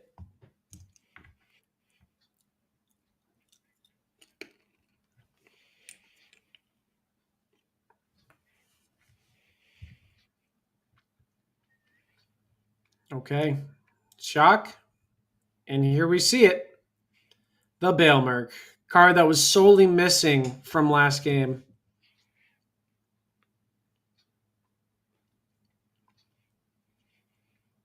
Guaranteed to be able to hit here. May see this one enter on 4 as a shortcut. Okay, Well, would you like Witch Enchanter or Witch Enchanter? exactly. I'm thinking Witch Enchanter on this one. But which Witch Enchanter? Ah, Disenchanter. Ooh, Odawara being the land for turn. I know last game we talked about Odawara being played as a sign of strength, but I feel it's a sign of weakness here. Would you agree with that? Certainly would agree with that. And now a big, big spot for this counter spell because Flicker Wisp just represents such a massive tempo blow. Potentially a Felia able to be lined up here. Waste some of your mana.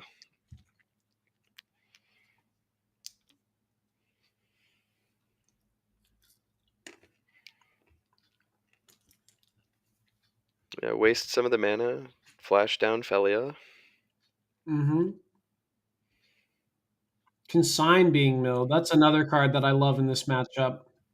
Being able to consign a return from the exile ability from Flicker Wisp or Felia can be a huge way to spend one blue mana. High risk, high reward piece there in Consign. Um, Great if not known about, and potentially does nothing if they know about it. Mm-hmm. We see Ophelia hit the battlefield, and Tomek has got Stern Scolding and Counterspell at the front of his hand. Yeah, a rough look here because you're either answering the Felia, potentially even with the Solitude, and holding up the counterspell for a Flicker Wisp because, I mean, this Bailmerk just really threatens to end the game if it becomes a creature. Mm. This is definitely a key decision point.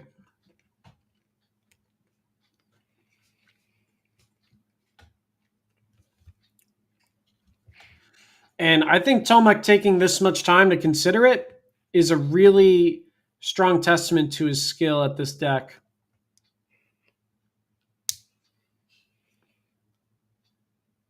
Just completely aware of all the ways in which this game is won and lost. And it looks like he agrees with your assessment. Just solitude it and hold up the counter magic for the Flicker Wisp because if that Bailmerk flips, it's really bad news. Big check here for a land and a Thoughtseize.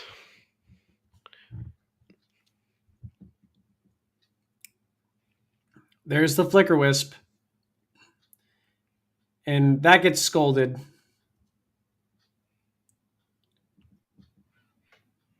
Yep. Bailmark ticking down to 2.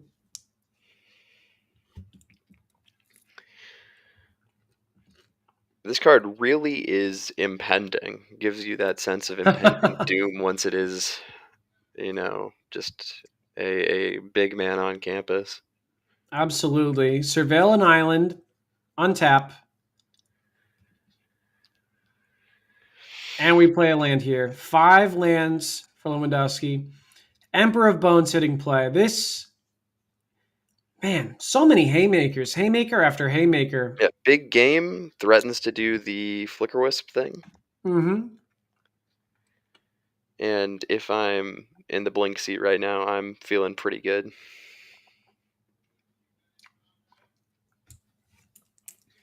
Couldn't agree more. We're kind of trading one for, oh my goodness. That looks like a Celestial Purge in Tomek's hand. That is the perfect answer to this Overlord. Yeah, still goes down a card and only a cross on mana, and this Bailmerk's already forced an inopportune trade with the Felia. That's true. Bailmerk has done a lot of great work, but we still have it still needs an answer from Tomek. And Tomek has it. Awkward look if a Ketramos comes down here. You'd really like to be able to line up the Purge Another against. Emperor. Yeah, Emperor just looking great here.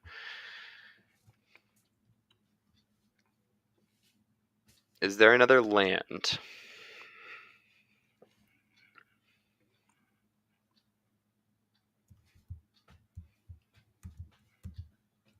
Activating Gaia Reach.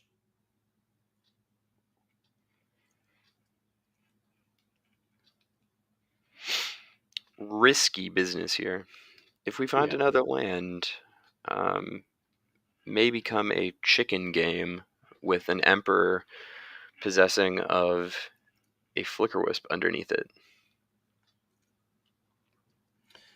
Now, if you're a Tomek, whoa, hold on a second, says Lewandowski. Or rather, Tomek says, I'm wondering if we were supposed to fire off that Celestial Purge a second sooner before that Flicker Wisp was exiled. What are your thoughts there?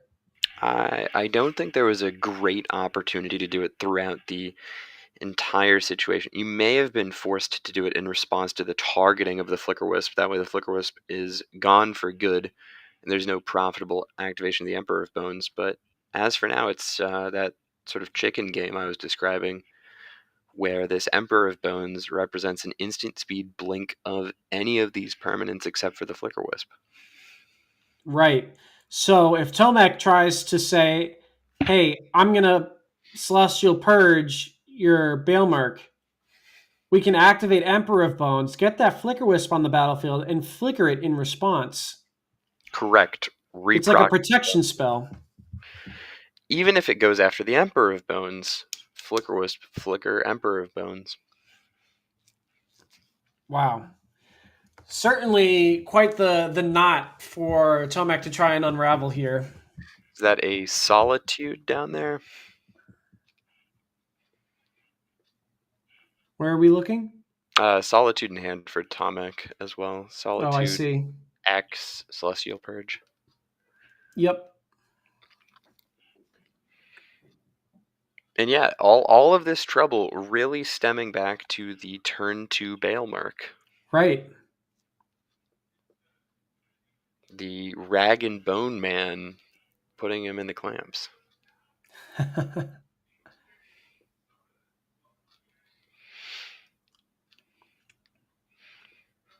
Now, is this in response to the impending, or was this in main phase 2?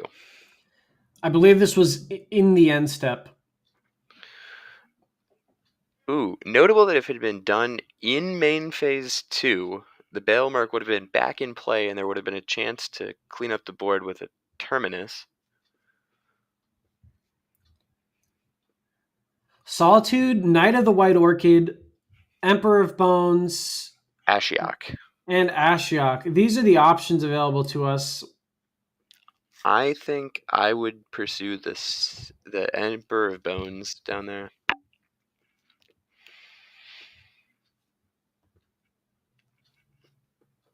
Turns out that some of these 2-mana 2/2s really can still get the job done.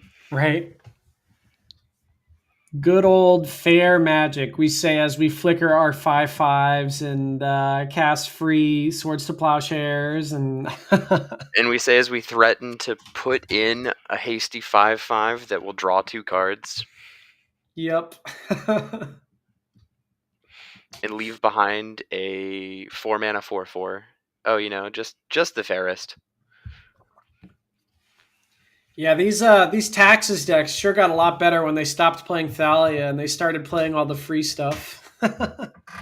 Yeah, Magic is a game where, generally speaking, the player who adjusted for efficiency, spent more mana impacting the end of the game, was likelier to win the game.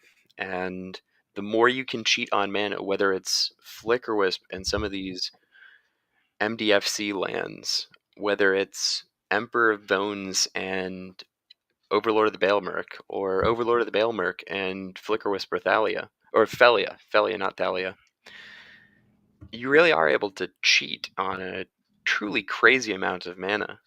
And, well, when you're moving cards between zones like that, cards like Ketramos start to get really attractive as extra ways to introduce yet more cards.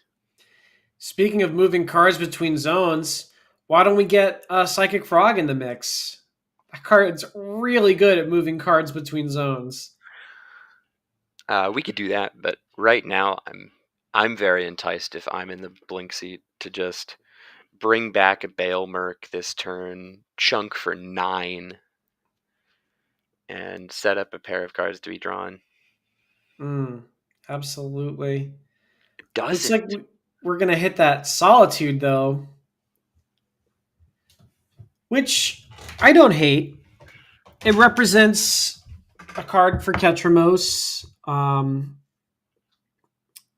It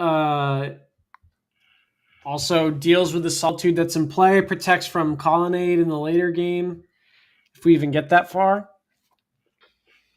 Definitely a little bit more conservative, but I am not a hater.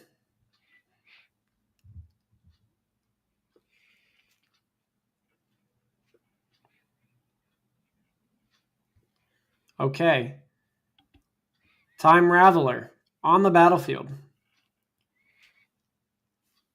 Okay. And we tick up.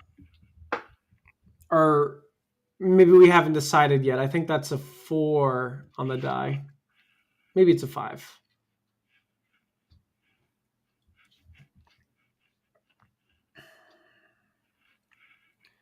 Solitude getting in. It's an interesting attack because you could just activate and then trade. Oh, I love this. Teferi goes down to try and pick up the Solitude.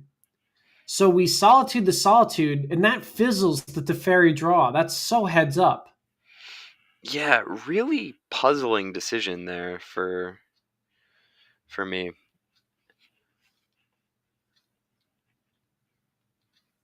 And we're not seeing the Kahira get picked up here. It looks more so like a Gaia Reach will enter the fray. Going to combat, exiling a couple problematic instant and sorceries, and we are moving in for 8-4 at the Teferi, and here comes another one of those Bailmerk spells. A huge haymaker for sure.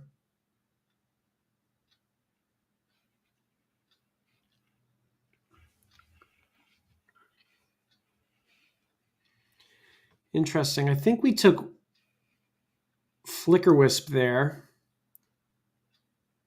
And we're looking to flicker the Bailmerk, and that might be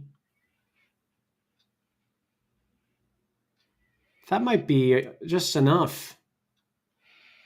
Well, flickering the Bailmerk and setting yourself up to have just a string of profitable plays on into the future, while also having exactly 16 power in play seems to be a great place to go. Couldn't agree more. Yep. Having exactly lethal in play is where I would want to be. Probably another Wisp here. Just chaining Bailmerks and Wisps, that is the real nature of this matchup. All right. Tomac, 6 mana. Could we see a hardcast Terminus would go a long way? Let's see. And we're passing. In your upkeep, I'll activate Gaia Reach. An opportunity here if Consign was brought in and Terminus shows up to potentially consign a miracle trigger. That would be something. Thoughtseize takes the Day's Undoing. And we're doing the math. Yep. That's exactly lethal. So Lewandowski takes game 2. We are moving on to game 3. How exciting. That was quite the game. I mean, we really got to see what this deck can do when the things work out. As you mentioned, Flicker, Wisp, and Bailmerk working together side by side, it's kind of a nightmare. They're just best friends, and they are, good at cheating the mana. They're good at setting up your future turns, and my oh my, is 8 a big number to be facing down after 3 turns of the game. Absolutely. Bailmerk and Flicker Wisp are so scary. It almost as scary as the artwork on the cards, you could say. Yeah, not sure that there is a nice looking version of either card as far as something I would be happy to encounter in a dark alley late at night. Yeah. I mean, when it comes to dark alleys at night, I don't think I would like to see many Magic cards, but I'd be those cool seeing Felia. especially. Felia, yeah, that'd be pretty nice. I love how there's like Bailmerk and Flicker Wisp, and then there's just like Felia. So funny.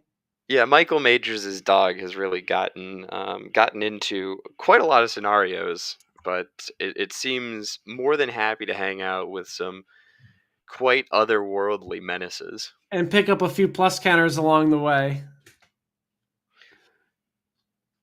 Okay, here we go. This is huge. I mean, an invite to that the European Cup tournament would be a huge pickup for sure. I'm Yeah, sure that's top of mind for both players. one thing I want to draw some quick attention to here, the players are playing pretty quickly here, but untimed matches here in the finals and throughout the rest of the top eight.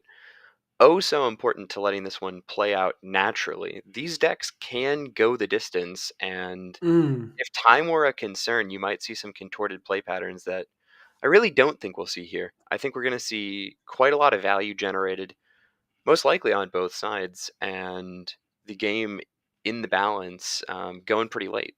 Certainly, the black white deck presents harder to answer questions than most of the other decks in the format. We saw just how effective cards like Terminus and Wrath of the Skies were at limiting future value out of Right. the Boros deck. The nature of this Blink deck is just that your stuff's a little bit slower. It's quite a lot stickier, and it's at weirder numbers that are less answered by the catch-up mechanisms chosen. I agree. And you know, I think it all comes down to like what you said earlier. Like it's all about the Bailmerk. I'm thinking back to wow. Let's pause that conversation. Double counterspell, rest in peace, and a celestial purge. That is going to be a lot to fight through. This hand is reminiscent of our opponent's hand in game one with just efficient removal Well, this is a per mulligan to interaction. 6. This hand has some interactive pieces, but depending on the nature of the leftovers for Lewandowski, you can see the counter spells and the purge get chewed through pretty well. The Mm. rest in peace will range from quite a lot of value to almost no value at all. I would not be shocked to see the purge as the take out of this hand, with the idea that you can waste some mana next turn. Uh, Certainly, with the frogs, lends a little bit of credence to that too. And if there's no third land coming here for Tomic, could be in for a world of hurt. Oh, takes the rest in peace. Fascinating. Lewandowski is in it for the long haul. Well, there is a Bale Merc there, and that Mm. certainly informed that decision. Okay, there's the Mystic Gate.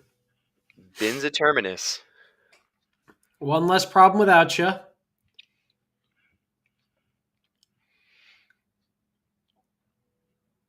Were we able to tell if that was a land drawn? It looks like a land was drawn, maybe a Windswept Heath. I didn't quite catch it. I think on this turn I would be running out a Frog into the face of the counterspell.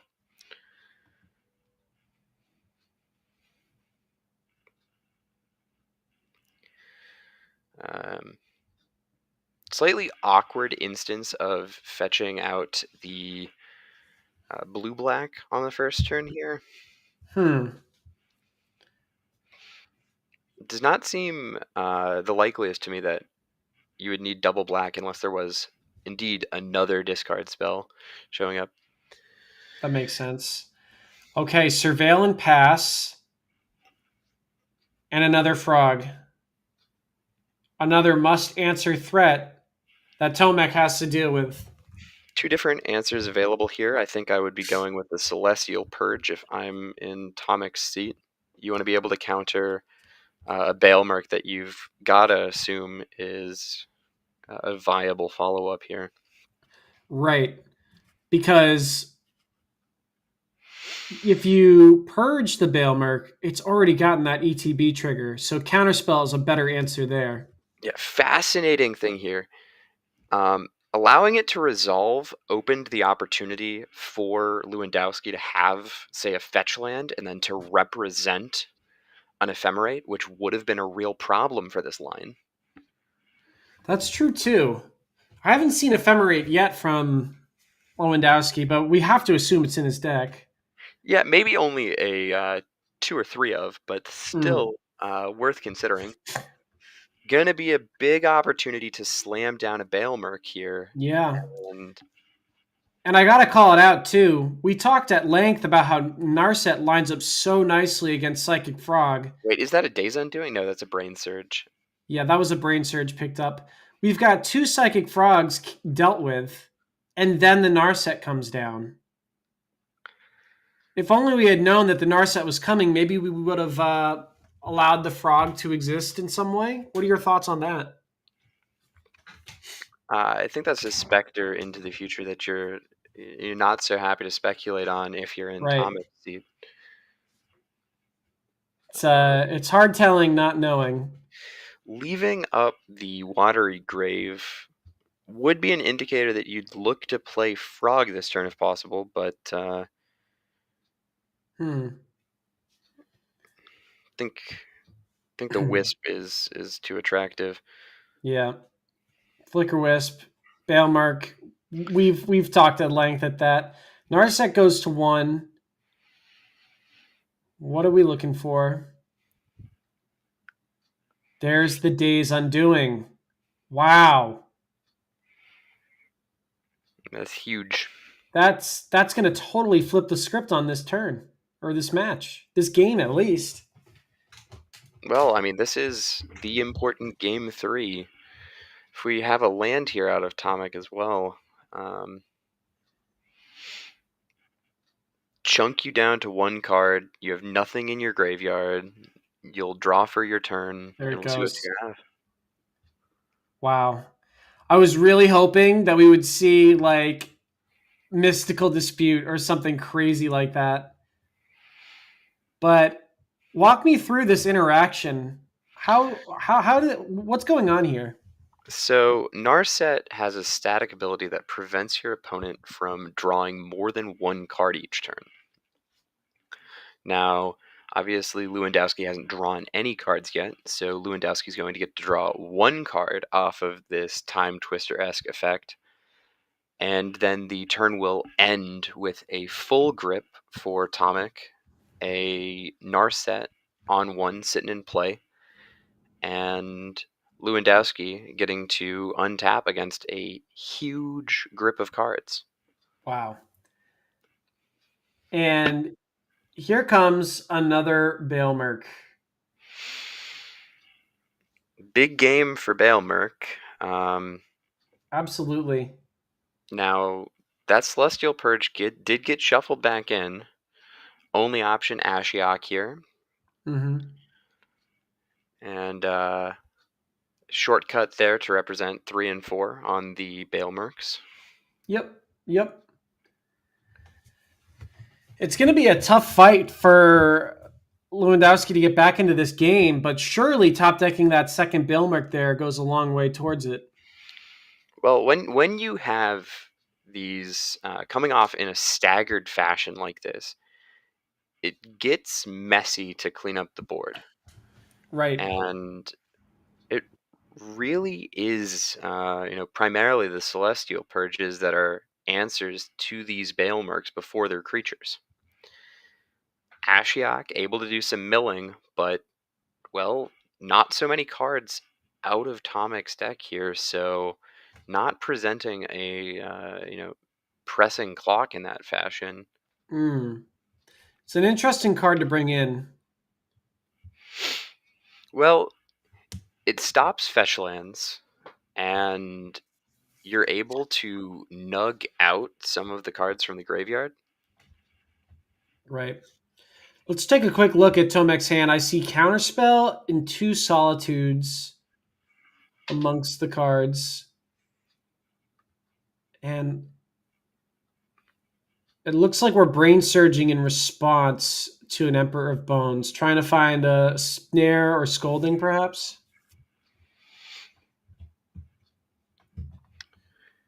Yeah, I certainly think the solitude represents a perfectly adequate answer here. One of the celestial purges is in hand, it appears, and just a safety valve.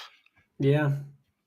And big Turns out decision. drawing 7 cards and putting the opponent to 1 card in hand is pretty good. Sure is. We're going to see the Solitude come in here, stop any shenaniganry from the Emperor of Bones.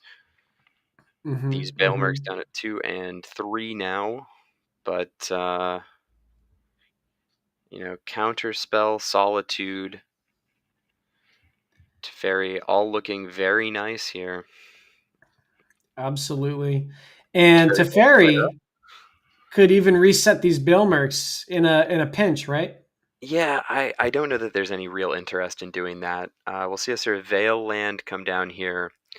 I think Teferi is going to be interested in trying to pick up this Solitude, actually, out of Tomek. I think Tomek's going to say, I'll cash in my 5 mana card for your 5 mana card. I'll attack you for 3 and then pick it back up, draw a card, and have another 5 mana answer at the ready for your other Bailmerk.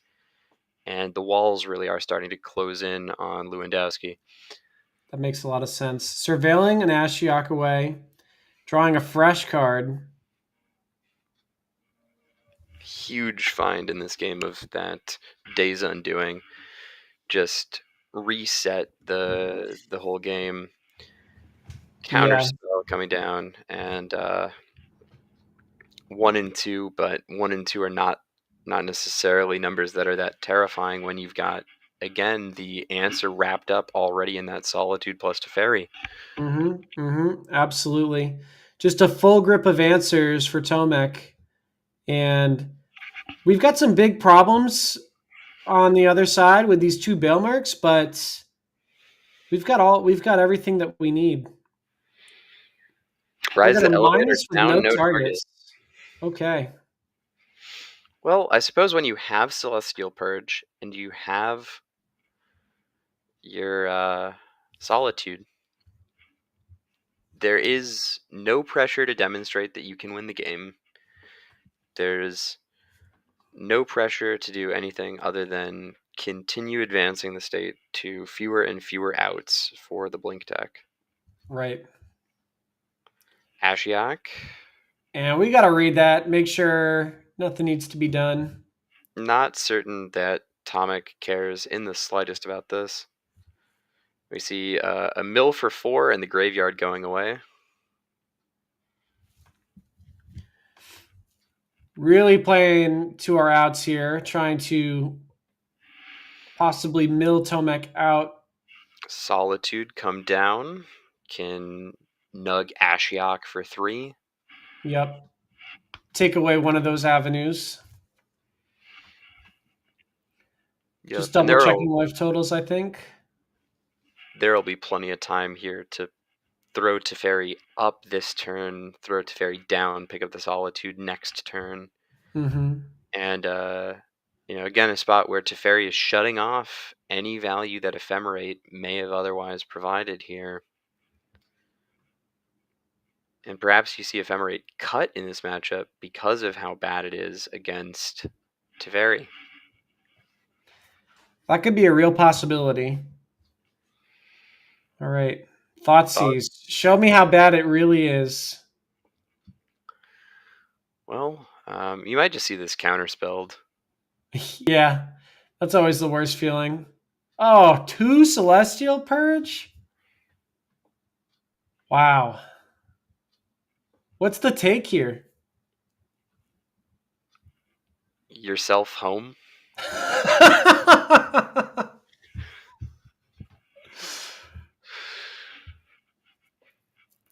Wow, this is a very strong hand for Tomek.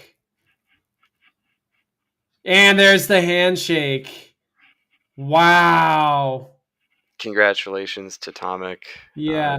Very Such a well done. dominating display. A true mastery over blue-white.